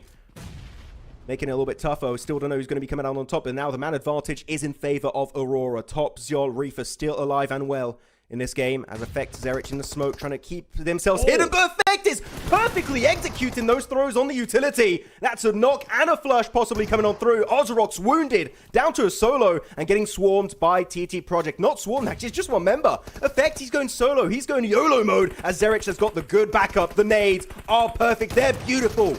From TT Project, though, FX swapping on over to the S12K, looking for the member. Ozrox jumping on down, and it will be game over. And TT Project to claim this Miramar chicken dinner. My God, playing that one brilliantly there towards the tail end. The nades in the back, blowing a pipeline in for TT. Shout out to Effect with a great engage. And as the chaos erupts, they're able to keep themselves calm and collective and weave their way through to pick up the pieces and lock that one down. Hell of a final fight.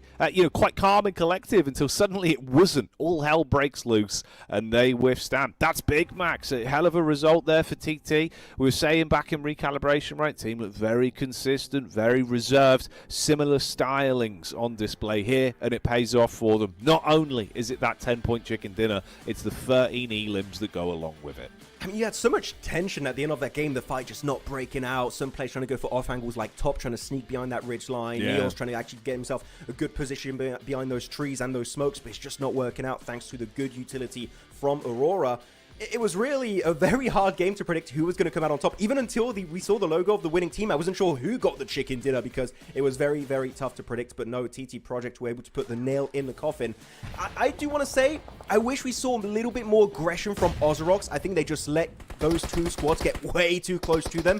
Maybe they used a lot of their utility earlier on in the match, but I feel like a few good nades. You can see here in this replay, they got some good damage on Aurora, but they wish they had effect on their team because those nades, oh boy, were they pinpoint accurate, able to create a strong opening fight for them and able to clean up shop and get that chicken dinner here on match 4 of day 1 of knockout stage. And looking at the elimination spread, Effect and Zerich had an absolute banger performance this game and looking to be contenders for the MVP of the game. Yeah, dude, 100% with how they were playing that one. I wouldn't be surprised, right? Zerich, again, he's been very consistent in terms of the distance firefights with his rifling skills, but Effect, it was all of that nade play, the grenadier action, just being able to get that big nade into the compound, not once, but twice, where he completely ruined their lifeline. Do agree with your sentiment as well. I felt like Ozorox, as much as in their minds, I think they were thinking, okay, you know what?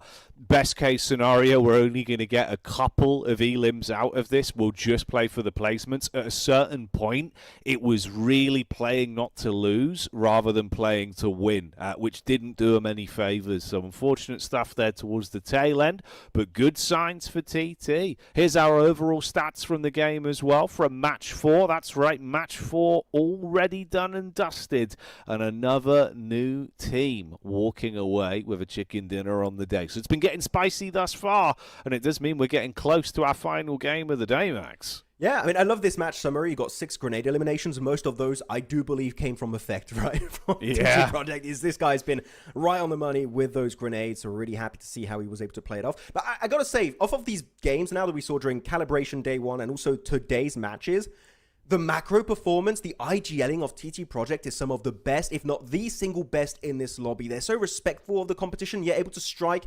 while the iron is hot. This team is all about timing and strong positions, and so far it's been able to get so many points claimed by this roster. So I'm very happy with their performance with these points earned so far today. Looking at the MVP, though, is of course going to be none other than Zerich. Could have been Effect, but Zerich is the man at making it happen this time around with actually a decent 20% headshot ratio. So he's been having an absolute field day, it seems. But looking at the top players, I do believe a lot of them are going to be indeed on the side of TT Project, but also DG77 in Freezer and Zadiro, the deadly duo here from DG77. Oh man, there you go. The boys showing up. Oh wait, instantly showing us what they're made of. Look, Zadira and Freezer got on the top frags of this game, but their survival time is not even reaching the 19-minute mark. So they were alive for a short period of time, Jackie, but they made it count. No, they certainly did. They certainly did. They were throwing themselves. It's basically anyone that was willing to scrap. That does seem to be the DG77 way, to be honest, bud. So, yeah, shout out to them. Low survival time, high impact. That's what we like to see here. Let's have a look, though, at how things went down in terms of the biggest point earners off the back of that game. Like we said, it's not only that chicken dinner injection of 10 points that you're going to be taking home for TT. It's also the 13 elims that are supporting it, so a 23-point game. Oh, that's finger licking good, Max. Oh, it is really going to be looking like a good game for TT Project. And also, it kind of also creates a big gap. 23 points down to 10 for Aurora, and then you kind of plateau off at teams that are getting 9, 9, 8, 7, 6, 5 points. And this is all on the first half of the leaderboard, so even less points on the second half, it seems. But yeah, a few teams here not quite able to have the kickoff performance they were hoping for their first game. The one team that comes to mind is going to be Vicious, that looking back at their rotation, had a very strong early game 2-2 split, and I feel like they kept the 2-2 split mid-rotation, and they gave an opportunity, I think it was Doc from Aurora, to get that elimination and kind of punish that split rotation. So hopefully they will try and maybe tighten up their split moving forward, because that was just not it this time around on Miramar. As looking at the overall rankings, none other than DG77 will be crowned your current first place team with 52 points.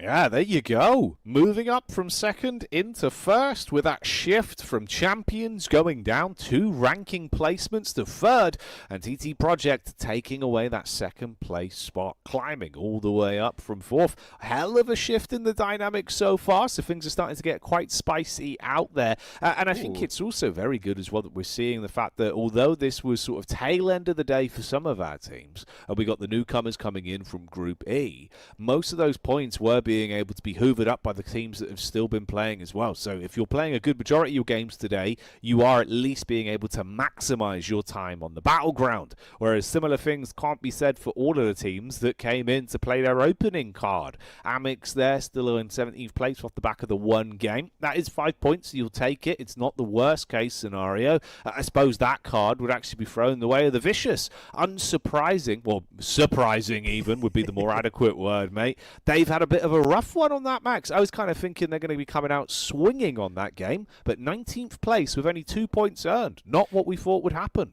Yeah, we could have seen a little bit more. Actually, I'm also going to be a bit critical on the side of Ozrock. Sure, they do get 9 points, which if you get anything close to a 10-point average, you're looking good, right, in one game. But I think they could have, off the back of that position, gotten way more points. So this is not the game that's like kind of proven me that Ozrock's mean business in this tournament, right? I need to see a little bit more. Maybe when they're tested in some of these matches, then we can see what they can actually bring to the EECA table. But yeah, actually, I didn't have even time to talk about it during the leaderboards here, Jackie. We saw actually quite a big gap. I think it was between 6th and 7th place, like around top 5, top 6 position being created. So, and keep in mind, top 4 are the slots that are going to push you right into the finals here for PMGO EECA. So we might already have some teams separating themselves from the rest of this lobby in, what is that now, 4 games only, which is a significant statement to be made this early on in this tournament. No, it's a hell of a leap, mate. You're keeping your heads above water. And again, it's one of those where there is so much more benefits that come from being able to take one of those top 4 spots, right, than the potential negatives if you're not able to get it there. The extra games you've got to play, the extra investment, it gets way harder. It gets way, way harder. But we're not going to waste any time for the viewers at home. Max, we're going to be heading straight into our last game of the day very soon as Rondo is getting ready to go. And that is going to be our crowning match, our last game of day 1 here today for the knockout stage, being the bookend, of course, where we started things back on Rondo towards the beginning of the show a few hours ago now.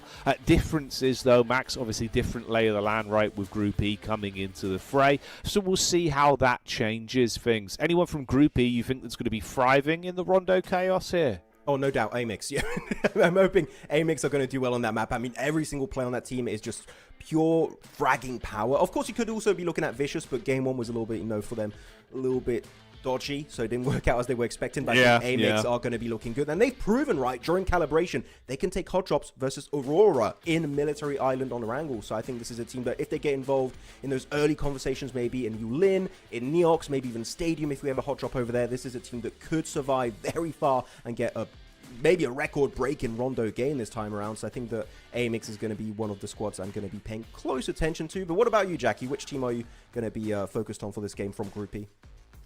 I think, honestly, I kind of want to follow on from what you were saying there with Ozorox, where I think there's opportunities for them to play a better game going into this one based on, if you've had that matchup there, where what happened, I think, is you kind of had that moment of, oh, guys, we might win this, we might actually win this, we can get the placements right. You've turtled up, you've not played a confident game of PUBG Mobile. This is the one where you end it on a high. You should go in now. I want to see them fighting. I want to see them actually playing a lot more of that aggressive style. It didn't really fit their tendencies as much, but maybe we'll see it here. Hearing word, though, that we will take a brief break on this one. So we'll give you a few moments, guys, to get a drink. Rondo will get ready in the background. Then myself and Max will come back, and we'll see if Ozorox and the boys over on Amix can deliver. Catch you in a sec. Start the war!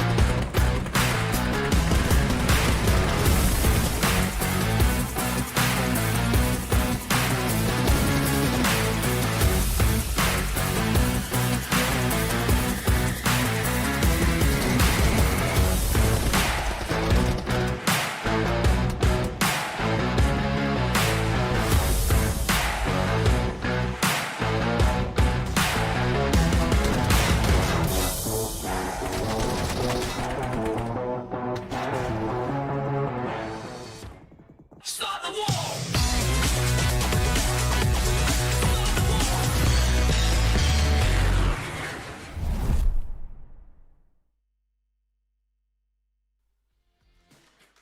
Hello and welcome back as we go our last game of the day here. Myself and Max have been on the edge of our seats all day, so we've sat down firmly to make sure we don't fall off Max, because it's Rondo that's up next, and that very well could give us a kick up the backside, as most of these teams are going to come out swinging, looking for a big point earner. I believe, where were we? 96 elim, something like that. We were pretty close to breaking 100, right? Is this the game where we break it?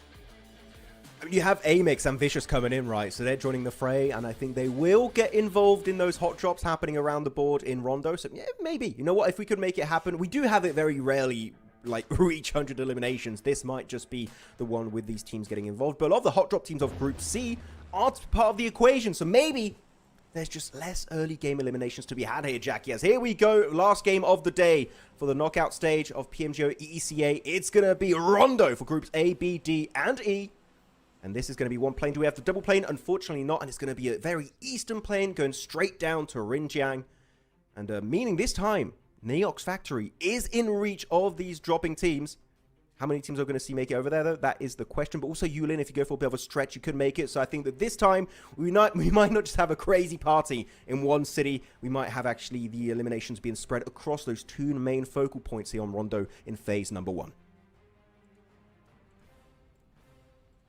Okay. Let's see what we get then. What sort of excitement is going to be coming our way? Oh, yeah. Okay, Neox. Yeah. They're going for it. I mean, we know how this goes, mate. But who will be the kings of Neox? That's the question. Who leaves happy and who leaves very sad, maybe just limping away as a solo? That would at least be preferable, because then you could at least come back into it. We get any full wipes, it'd be a hell of a tasty start. So let's see what we get out of this one then. Not surprising that Champions want a piece of the action. Amix as well, always up for a fight. They've landed, the horses are off. Let's see where the hot drop takes us. Oh, he's looking for a weapon here. Spiky finds a pan, and an M79. It's not a weapon. Some of his teammates are going to be able to find himself some knocks. Good elimination secured early on from Team Amix. Havlik should be rezzed up pretty soon by his squad mate.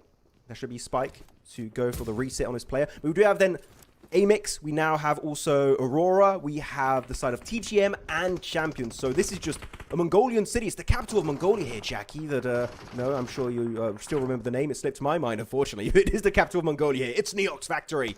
There's going to be on the menu for these boys, as they will also go for a quick reset onto good old Kino. Reset, retool. And see if they can find a way to keep on fighting strong on this one. Where this is going to take us, the Avalanche for a few seconds there, bubbling back up, but the shots coming by. They're down to just a duo. Atomic on the move, trying to sniff out the location of Top, who ironically is on a higher elevation. Ooh, Naylor good. Yeah, chip damage off the back of that one, mate. Instant conversion. He blows him off. Didn't realize just how on the money that was. That's a hell of an opener. Yeah, but they do have Reefers next to Fongtun, southwest, actually between Fongtun and Lanpo, currently southwest of the circle. So that's going to be a quick reset. No one's near Reefers too, so easy access to a recall tower this game. Outside of that, everyone else should have also a quick reset for Avalanche. I wonder if we're going to have a similar play to Avalanche this game, Jackie, where the solo is just alone for like the first 5 minutes of the game before we actually can get access to a recall tower. It's KZ. Ooh, Jakura able to find himself a good opening knock through that window frame. But back to good old cheeky Neox Factory is going to be the off angle of TGM looking to claim a few lives of Amix. And that's a good opening spray here with the JS9, one of the strongest weapons in this map. The SMG meta is real on Rondo, as back over here next to a recall tower, Ozrox and KZ Esports. That's a decent nade. It does flush out one member, and the spray is on the money. That's Jakura to get 2 eliminations up to himself. But will they be able to get the full squad wipe? That one we have to wait and see, as they do now claim full control of this recall tower. So, Ozrox, they have to leave this area to go for the reset, and that's exactly what they do. Yeah, cut your losses, make sure you can get back into the fight. No point losing out on every single chance to get points on this one. So back out and look for a bit of a return to form later on. Champions have been able to effectively play the lay of the land here on Neox for the most part. But can TGM throw any kind of big spanner or other tools that might be available into the works? That's the question. Obviously, Sanch was able to get himself those 4 elims. It was good play. Oh, iron sight spam up top. Not really the best tool for the trade from a distance firefight like this. Trade out with the weaponry available off the back of the crates. Keep yourself moving. Get the stims in as well to top yourself back up. Keno nearly shut down there. He's taken a ton of damage. He's got a little bit of cover to play off where they got nades as well. So if they get visual on him, with this one being so cooked, it could just blow him down. Yeah, there we go. Beautiful nade coming out from Sanich. Generation of MIRACL. Just becoming the loot goblins, really, of Neox. They got all these death crates from Amix. They're like, oh yeah, all of that loot. The ammo, the grenades, also maybe the decent tier 3 vests and helmets if they can find one. In this case, we do have Sanich. He did find himself a tier 3 helmet, so able to tank a few more shots to the head. Keno going to be in a really tough spot to res. But keep in mind, the demo is very far away from this location. He's actually over to Bamboo. So even though C1 don't look in full control of this fight, losing actually 1 and now soon to be a 2nd member in Fearless. There you go. He's going to actually confirm himself early on. They're just going to put their focus on Atomic in a 1v3 scenario, because keep in mind that also Retro is nowhere to be seen for TGM. He's over northwest of Lohuaxien, so he's controlling a recall tower of his own. This is all about getting some early eliminations this game. On the rooftop, though, Atomic, can he defend the honor of his team? Apparently not, as he's also going to be sent out of this game. But the recall is just around the corner, so you will have a 2nd opportunity at life very soon. Yeah, be able to run it right back. Never miss a beat. Keep yourself amongst all the action.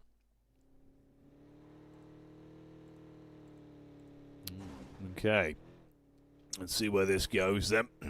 And how things will continue. If destined to rise, who are on screen now as well, we'll get too much more out of this one. Doing a little bit of the old snakes and ladders driving. That's the thing about trees, Max. You never know where they're going to be. Sometimes they block your path, they get in your face. Quite aggressive, you know. By nature, it's been known in the wild that trees will attack on sight if they feel threatened. Yeah, I mean, they are like the Ents of Lord of the Rings, you know. They'll just stop moving and just grab your car and just yeet you into oblivion out in the blue. You never know. Exactly. Trees are your real enemy in this one. Yeah. That's the thing. That's how they get you. You got to be aware. Remember that, guys, when you're outside touching grass in between watching games, PUBG Mobile. Be careful of the trees, as they will sneak up on you quick, smart. Actually, I just thought that would be a great collab, because we have so many collabs, right? We have one with Lord of the Rings and the trees. If you just do too much damage to them, they just come to life and just wreck your team. I don't know. I think that would be kind of funny. That's a collab idea. We'll see if the PUBG Mobile team will bring that up eventually. Though, here we go. 777 and Goat going to encroach on their own terrain. Oh, not worth it again. Phase 1. Sure, you do have some recalls if you want. Goat still got a recall for the entire squad. Looking at Goat team. They do also, I believe, yeah, they both have actually a full recall available if they want. So they can take a few risks early on. Might be actually turning a profit in the early stages of this Rondo game. Top also knocked on down. But keep in mind, most of their members did get recalled except for Refus. If they lose anyone but Refus, that is game over. That player is not coming back to life. That is the end of their adventure on day 1 of knockout stage. As this is the angle of Zyol. He's jumping on down. A risky play, but it pays off. Zyol getting a free point here. And they will get the reset onto top. Refus, not as important because, again, he does have a 2nd life available. But top, you can't let him go out now. Stay alive. Stay in the fight. See what you can do. Dark, belly down on the ground. It could be a nice angle for the nade to bounce directly onto his lap. Responds back onto Molodoi, though. It's a good connection to at least create a little bit of space between the two. The rest of the squad have been able to reset themselves up on towards the stairway as well. So they're back up on their feet and been able to get their HP in a good position. Doors come swinging open towards the roof. Zol looking for a quick read. Doesn't spot anyone just yet. Trying to dot their I's and check their T's as well on these little clears towards the sidelines. Doc, at least with the limited supplies he has remaining, being able to get some of that HP back. Oh. DG77, they had a 2-2 split for the longest time in the dead center of the circle. But now you've got to try and regroup as they are fighting and clashing with Ozrox. Good angle from Bad Boy with the JS9. It's going to be a bit of an even-Steven trade-off, as Ozrox will be able to also survive a bit of that incoming damage. And actually, Bad Boy's looking so good with the AUG JS9 Wombo combo loadout. And that's 3 eliminations up for themselves. Prepod, though, he is camping a recall tower to the west, so that is not going to be the end for DG77. They will be brought back to life very soon this match, indeed. They still got one member trying to make it work out. And by the way, this fight to the west we saw in the city, right? Between those two teams, including Aurora. Not sure what's happening. The two teams, Jackie, got involved in early fights, meaning whoever gets eliminated are fully out of this game. It's very unnecessary, but yet Avalanche are so adamant on committing to the fight, which I do believe is a slight mistake at this point of the game.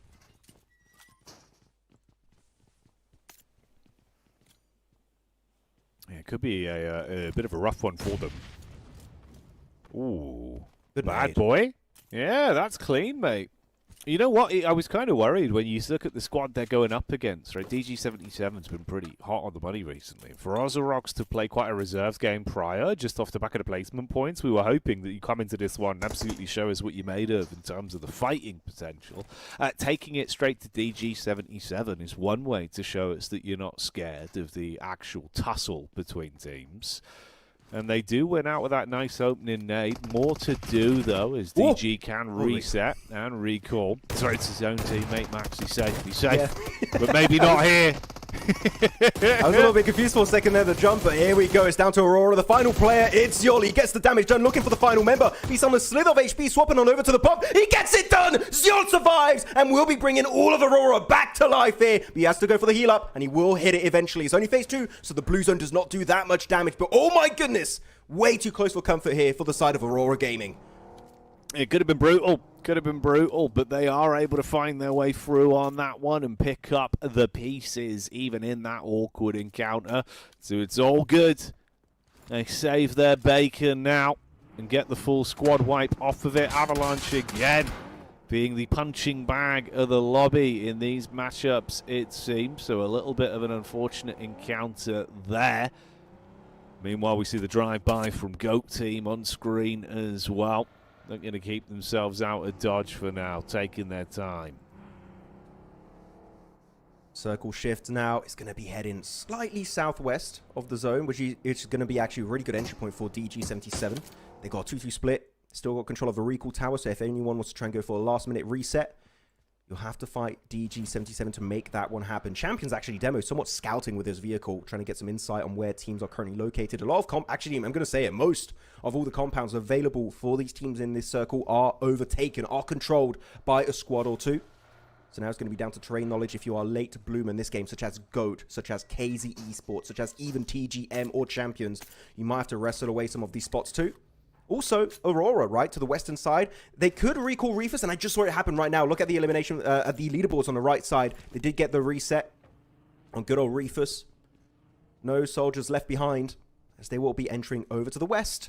But again, because they've been fighting for so long in that city, right, to the western edge, Jackie, they don't have a lot of intel. They don't know where any teams are located in this zone, so they're going to go somewhat blind in circle number 3, heading into circle 4.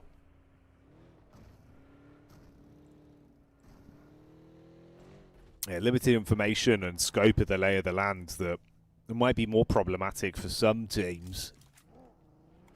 Having a little bit of a look at the rotates here as well over on the map feed. You got that potential clash between Champions and Aurora where they could run into one another, and then GOAT down on the bottom side as well coming up towards KZ. So room for some spice to be thrown into the mix pretty soon, where they could be forced into some awkward encounters.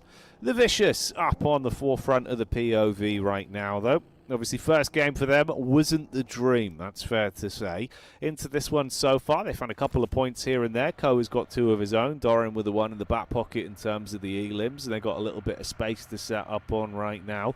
Looking to see if they can catch anyone that comes towards them. The reset for Aurora off the back of their fabulous feet out in the blue means that they're still taking their time to get in. They do cut wide round the back of Champions as well, so it'll actually end up a little bit more centered up off the back of their rotate in towards the zone. Still a few teams, though, got to try and move in. Oh, Dorian going to reposition a death crate just so they can have some excess loot inside the building. Cool new feature that's been added last year If you do not have the opportunity to get everything in those crates, just pick it up, reposition in the building, and you'll be good to go. So really good use of that feature from Doran. Who knows, maybe you got 10 grenades in that death crate. We don't know. Just be a mini red zone over there very soon, depending what was inside of it. Aurora, yeah, still trying to make their rotation. As you said, trying to avoid the champions by going for that wider southern rotation away from them. I don't know what it is. Again, the Mongolian Magnet, they just keep getting close to each other every game. It's happened on Miramar, it's happened on Erangel. It just keeps happening time and time and time again, it seems. Though good off angle. The tops will be going down, followed by Zyol. And this is not looking too good for Aurora Gaming. They're going to go for a quick reset, but Zyol out there in the open, in the blue. This is going to be the end for this player. Yeah, man. No chance whatsoever there, really, off the back of that. It was quite a distant shot from Demo. He piped up and absolutely punishes. God, everyone is just being pinned into position, really, aren't they? You've gone down again to just top, and as I say that, he gets eliminated. So Aurora finding themselves to fight through the blue encounter, but not surviving when they go head-to-head versus their brethren in Champions. KZ do run into GOAT as well. This looked like a fight that would slowly boil up, and now we've hit that fever pitch. Maybe the Vicious also looking for a chance to see what they could steal out of this one. They're in the vehicles close by. Do they want to get stuck into it with GOAT going down? Doran pulls up. Yeah, they'll steal away some points on contact as well. GOAT removed. KZ being able to at least hoover up a majority, but Moxie falls to the might of Doran. Really happy with Vicious third party and GOAT. That was a golden opportunity to get 3 eliminations in this game, and also maybe facilitate your own transition in the next circle, just clearing your backside. So Vicious, again, in full control and way better game compared to their previous Miramar. As you stated, right, they want to try and make up for that poor start in the knockout stage, and they're doing exactly that. Narvalo here, scoped in with the AUG 3x scope. Looking at the players of AMX, they're also currently yet to be making their way in the play zone. So this is going to be having the rotation that will unfold at some point in time. But if they can pop the wheels on those cars, doing it by foot, oof, going to be almost impossible. So they've got to keep those vehicles in good, healthy condition. By the way, back to the fight of Aurora versus Champions. I love how Champions just fully leveraged that man advantage. They get 2 knocks and instantly just fully send it. We know we can afford to go for a little bit of an over-aggressive fight because we have that 4v2 advantage. And it doesn't matter who they're fighting. Aurora, we don't care. We'll send it regardless. A really good, confident play from them. As unfortunately, can't say the same for AMX. That rotation in the open areas of Rondo are just so tough to execute sometimes. And Vicious just farming points, maybe looking to claim their 7th elimination. They're having an absolute field day on this Rondo match here, Jackie. Yeah, having a whale of a time and playing it the way we were hoping they would as well, right? Where they just come out absolutely gunning for elims and being willing to take a lot of these more aggressive encounters. We know how individually talented they are, and we're seeing that. It's a nice reposition as well from IC, who gets another tap out straight towards the cranium of another player. So being able to put the pressure back on 777 there, opening up the first knock against them. Destined to rise head-to-head versus Champions, and they're actually making it look good. Okay, that's a back and forth then, as they will get a couple of pot shots down onto the team. It's a wide berth from them with Meta just ahead. So a bit of a clash going on center stage on this one. Do wonder as well, mate. You're looking towards the top end, up towards the north there, with Mad Team and TGM close to one another. A lot of opportunities for us to lose a ton of squads here quickly if everyone gets thrown into a bit of chaos. I do have to say, I love what Vicious are currently doing, setting up players on this road. You've got a lot of roads on Rondo. It's very specific to Rondo in particular as a map. They have these roads just digging right through some elevated terrain like hills and mountains. And actually, if you go down there and you set up a few cover flares, which is exactly what they've done, it just becomes an absolute fortress. So this is really good use of those cover flares. Just such a key aspect of Rondo being used to its full potential. So a thumbs up to them. Unfortunately, though, that fortress is not going to be in circle number 5. So they will have to start to think about what is next to come. Center circle, one team is up there. It's going to be TT Project. Could be given a golden opportunity to at least reach the podium. But compared to the previous game on Miramar, right, Jackie, here, it's open terrain pretty much the entirety, around the entirety of their compound. So actually, they could spot teams from a mile away and make sure no one gets even remotely close to their gas station. Yeah, this is our territory, mate. Fuel prices are at an all-time high. Do not come near our gas station. This is for us only. That's what they're saying. But let's see how it'll work out with 777 being tested by the Vicious. Amix in the meantime removed for good. Oh, Warrior coming out to play as he will strike with the shotty. Good drive-by connection onto Vicious. Reset from Westrant as well. Going to be able to grab his mate and run him back into the safety of the zone.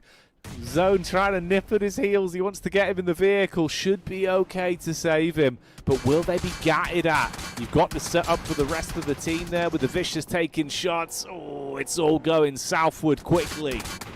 He just lost the driver. He can't go anywhere, unfortunately. That is it for 777. What an unfortunate way to end it. But yeah, Vicious, the way they engaged that one, I think was very odd. I think that especially one of the players jumping out of the moving vehicle, you're just taking extra damage. I think he didn't even have time to take the damage. He just got some insane shots coming his way from 777.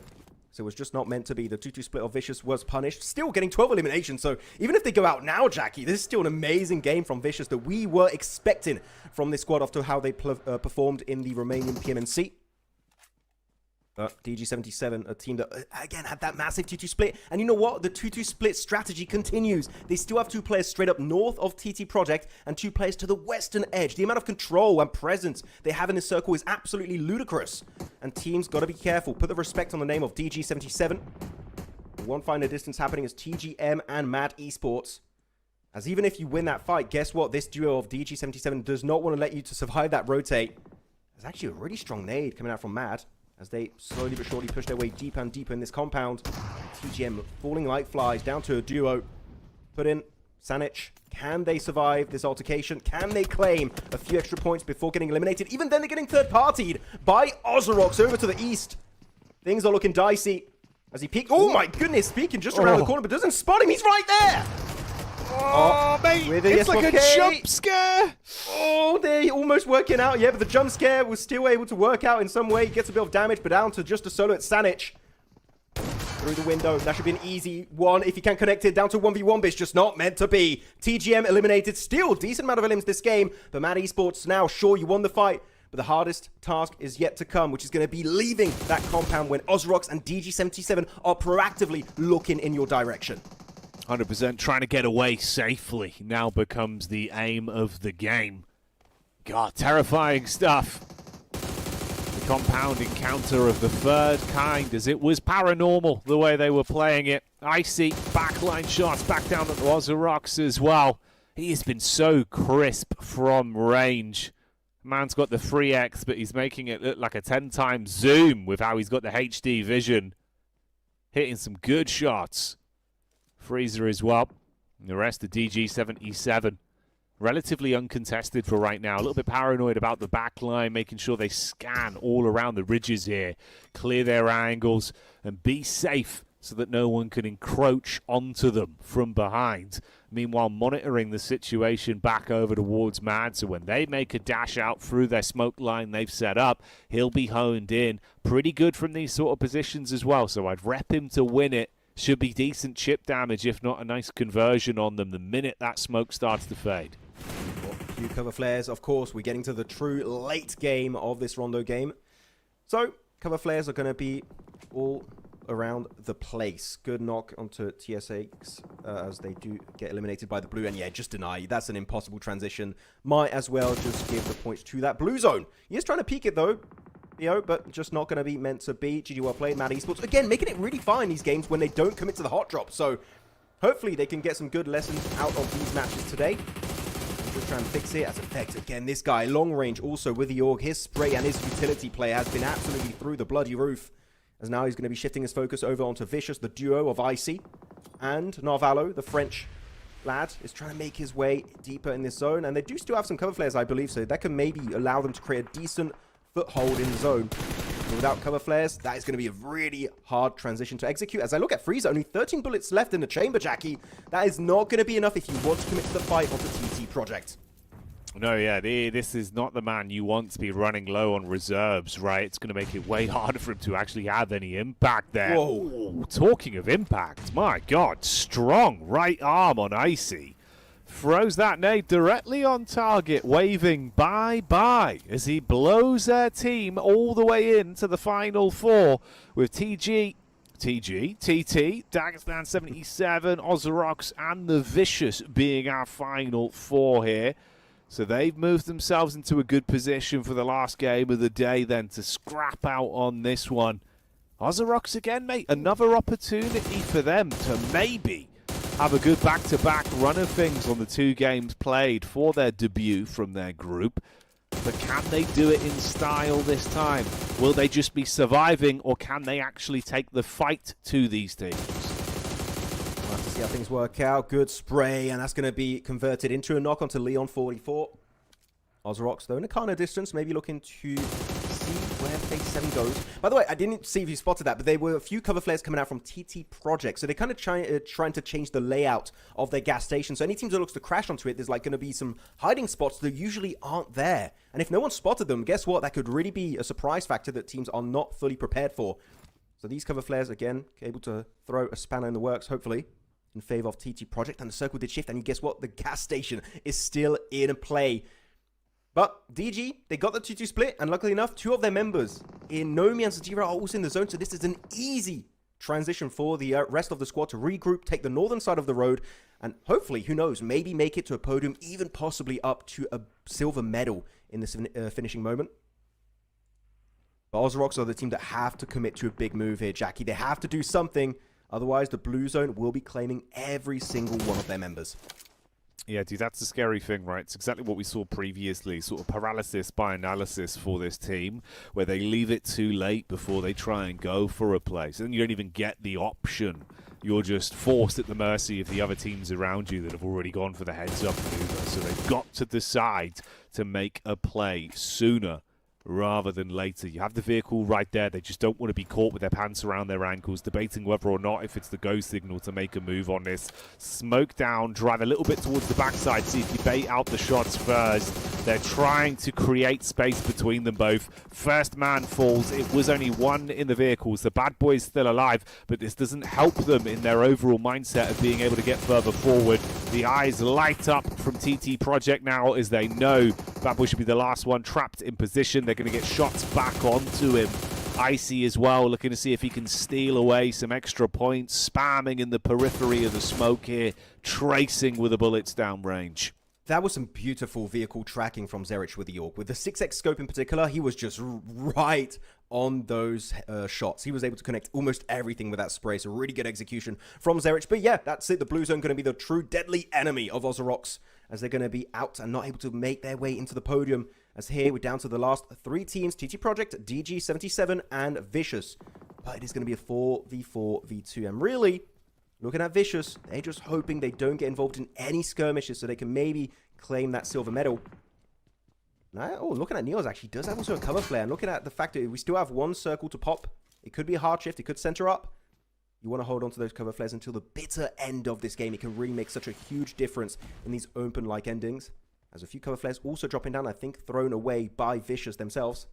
And it does go the way of Vicious. So they could be looking here, possibly, Jackie, to go in a proper 2v4 v4 scenario and maybe subvert expectations and get a chicken dinner here on Rondo to wrap up day 1 of Knockout Stage. It certainly could be. It feels like it'd be the prime time for them to do it. Stab their way through the remaining opposition here and walk away with that chicken dinner. Leave no stone unturned, though, if you're going to go for a play on this one. Don't leave it up to fate. A head-to-head between TT Project and DG77 seems to be the forefront focus on it, with a maybe late round backstab from Narvalo and Icy potentially being the thorn in their side if they do see a window to third party onto it where they could close some of the spacing. Dream scenario being these 2 teams engage, leave themselves in a weakened state, then you could steal away a higher placement or even a first place. That's the peek in. Good tracing from Icy once again. Narvalo even assists to flush out back over onto Freezer. TT Project and DG77 go to war with one another, and now the Vicious are driving forward. They want to seize the day on this one. Lots of sides losing their firepower, with only 1 man standing strong for DG. It's Zadira in the 1v2. He's tucked himself into the zone, accepted his fate on that one, and the Vicious, with a third-party plays, will snatch away our last chicken dinner of day 1 of Knockout. Oh, beautiful timing here from IC and Narvalo, able to just wait for the fight to be initiated between the remaining two squads. And yeah, TT Project and DG77 were just not ready for that off angle whatsoever. So it will be a Romanian chicken dinner here this time around from this squad that dominated in their respective regional PMNC. And here's 16 eliminations. I was almost hoping that we did see them secure a few more of those eliminations, maybe to get a 20 elimination chicken dinner bomb here on Rondo, but it was just not quite able to work out in that way, as of course they weren't fully involved in the fight. But I like it, the timing as the fight devolves and fully wraps up for these two teams. They slowly, with the car, push up even more and more deeper in the circle and able to actually just push out the final player out in the blue. So beautiful execution from Vicious. That this is, I would say, Jackie, way closer to our initial expectations for this roster and what they could bring to the table in PMGO EECA. Yeah, when they came into the lobby, you know, we were expecting them to hit us with a big salute and being able to pick up a chicken dinner somewhere along the day with how impressive this team really can be. And they show us that firepower sooner rather than later. Yes, game one on Miramar wasn't what they wanted, but this is a perfect display. IC individually proving just how powerful he can be from a distance right the entire time, harassing every team in the lobby. Good chip damage, good conversions. Let's have a look at the overall. Elims, nearly 700 damage being sported. Koa, 5 elims preceding that as well. And it was Narvalo in the late game that was very good in terms of his follow-up impact as well from that little split they had, playing off of the off angles behind the tree line. Fair play to them, Max. Nice to see the Vicious finding a big scorer on that game.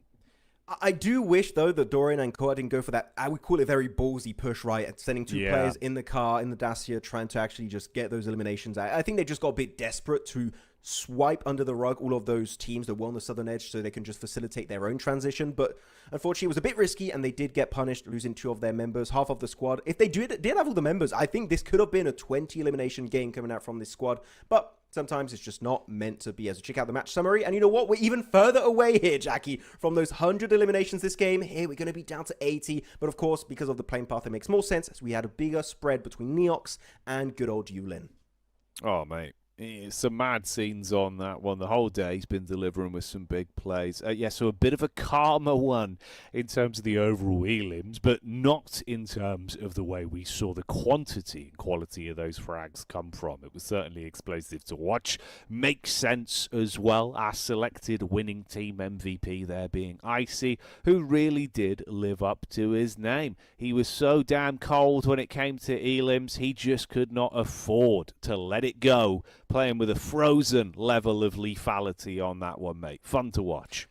I remember stories from the very early days in PUBG Mobile Esports where Icy would try and weasel his way into tournaments, but he wasn't old enough. He couldn't play based on the rule book, and he was trying his best. And when he turned 16, well, it was an absolute field day for this guy. He was dominating all of the European region, and he'd not only been the MVP of the match, but also been our top fragger, top performer, with almost 700 damage to his name and able to make it so deep in this game. Really good stuff from IC on Narvalo in particular. And also Koa is up there with 5 eliminations of his own. But I do want to highlight some players such as Sanich, for example. Good to see them not go for these weird hot drops on Rondo. It shows a lot of potential, right? That if they can fix those early stages of Phase 1, Phase 2, Sanich and his squad, I think, could genuinely be really high up on the rankings. But right now, the survival time is really what they need to focus on. Let's have a look at the rankings off the back of that one as well then for our 5th and final game of the day. In terms of the points accrued, you can see obviously the top dogs with the big elim game and the placement points itself being the overall victors there in the Vicious, walking away with a 26-point game off the back of it. Going to be very happy with how that one went down, making up for earlier transgressions today, so they won't be upset at all about Miramar anymore. Towards the bottom side, familiar faces. It's not been the best run of things for some of our teams here. Surprising, of course, for Aurora. They had that one moment of greatness battling in the blue, but just couldn't really get much more from it. Amix as well, only the 5 points. 777, only 4 points taken. Let's see what that means then for our end of day 1 rankings. This is the lay of the land at the end of day 1 of Knockouts, Max. And what a step up from Vicious, going up from the bottom of the rankings with that chicken dinner, able to climb up to 6th place. There's still a relatively big gap, as I was mentioning earlier before this game started, a big gap between 5th and 6th place. So right now, that's really what you want to focus on, is getting rid of that gap. So if you're the likes of Vicious, TGM, Afterlife Go, etc., you want to make sure you can get close to that 40-50 points entering into day 2, so you can be in the conversation of the teams that could be reaching the finals throughout the knockout stage alone, which would be a big achievement. But yeah, DG77 have been looking just so deadly. I love their 2-2 split game plans. I would say it's very similar to TT Project so far macro-wise. DG77 and TT Project are looking like the most solid and consistent teams in this lobby. So actually, that might mean that Zadira might be our MVP of the day, Jackie. I wouldn't be too surprised if one of those members is going to be taking home that award for day 1 of Knockout. Though on the second page, a few teams here have only played 2 matches. I'm not going to be too harsh on the likes of A-Mix, of 777. Though you have teams like D2R, Metacore, KZ Esports, Avalanche. They've all played 5 matches. They still have yet to have their break, and yet they're on the second page. That is not what you want to see for these teams after day 1. No, not at all, not at all. That's the more sad state of affairs, right? The teams that did play a decent chunk of their games today. But let's talk about something a bit more positive. Our overall MVP for day 1 at the knockout stage. And here he is, Kino from Champions, of course. The entire Champions team have been delivering, but this man in particular being a standout because he has had some cinema-level gameplay today, Max. Really, he's been taking a few risks in some of these games in terms of position in particular, but the thing is, if he gets to that position successfully without getting knocked or damaged significantly, he's able to create such a big advantage for his team that they can just then completely surround the enemy squad and win the fight. So Kino, such a good, I would call him almost the initiator of today, going for so many strong engages. But oh my goodness, actually, that's quite a big elimination difference. 4 more elims compared to the likes of Freezer, Zadira. Doc's got 14, so he's a little bit closer, but this has been strong day for Mongolia and DG77 today here, Jackie. And we'll see if they can keep the heat going in the next 2 days of action. Yeah, bro, if they can maintain this pace as things continue. Very exciting scenes there with our overall leaders reaching double digits in a very short space of time, sporting some high MVP ratings as well, and overall decent damage. 2.5k nearly being the average. That's what you want to see. Here's the breakdown in terms of the raw elims themselves, though, with Doc in a close second on that one. 14 elims for the face of fighting on Aurora, it seems, always up for a bout. Yeah, no, definitely some good numbers all over the board for these 5 players. Though I want to see for Aurora in particular tomorrow, just respecting some teams a little bit more. I think they got a little bit too dicey with GOAT in particular on the eastern bridge of Erangel, so something that maybe they can just look to avoid, or if they do want to commit to the fight, just do it in a bit of a more consistent, dominating fashion. But yeah, I'm happy with all these names, right? I think that you and Jackie in particular, you mentioned Zadira as an outlier back in his home region. He's stepping up to the plate, same for Freezer. Yeah. So these are all big names that you would expect, and it's really good to see Kino, right, step it up for the side of Champions, and we'll see if they can maintain it for the next 2 days worth of action, because so far, this knockout stage has been getting real serious and dicey for these teams, so it's going to be tough to see who will be in our top 4 at the end of these 3 days of action. Oh yeah, it's going to be some juicy stuff. I can't wait to see what this is going to be looking like when the knockout stage comes to a close, and just how different or potentially similar the results are. In terms of repeat chicken dinners today, there was none of that. We had a different victor each and every game. You can see we started it back on Rondo there at the beginning of the day, and that was DG77 that picked it up. Champions taking the following win on Erangel. Star Soldiers with that nice run of things today as well, right? They had some good third-party maneuvers that led them to that win on Miramar, TT Project, and then finally the Vicious to round us out. All in all, mate, some good signs of life from nearly every squad out there.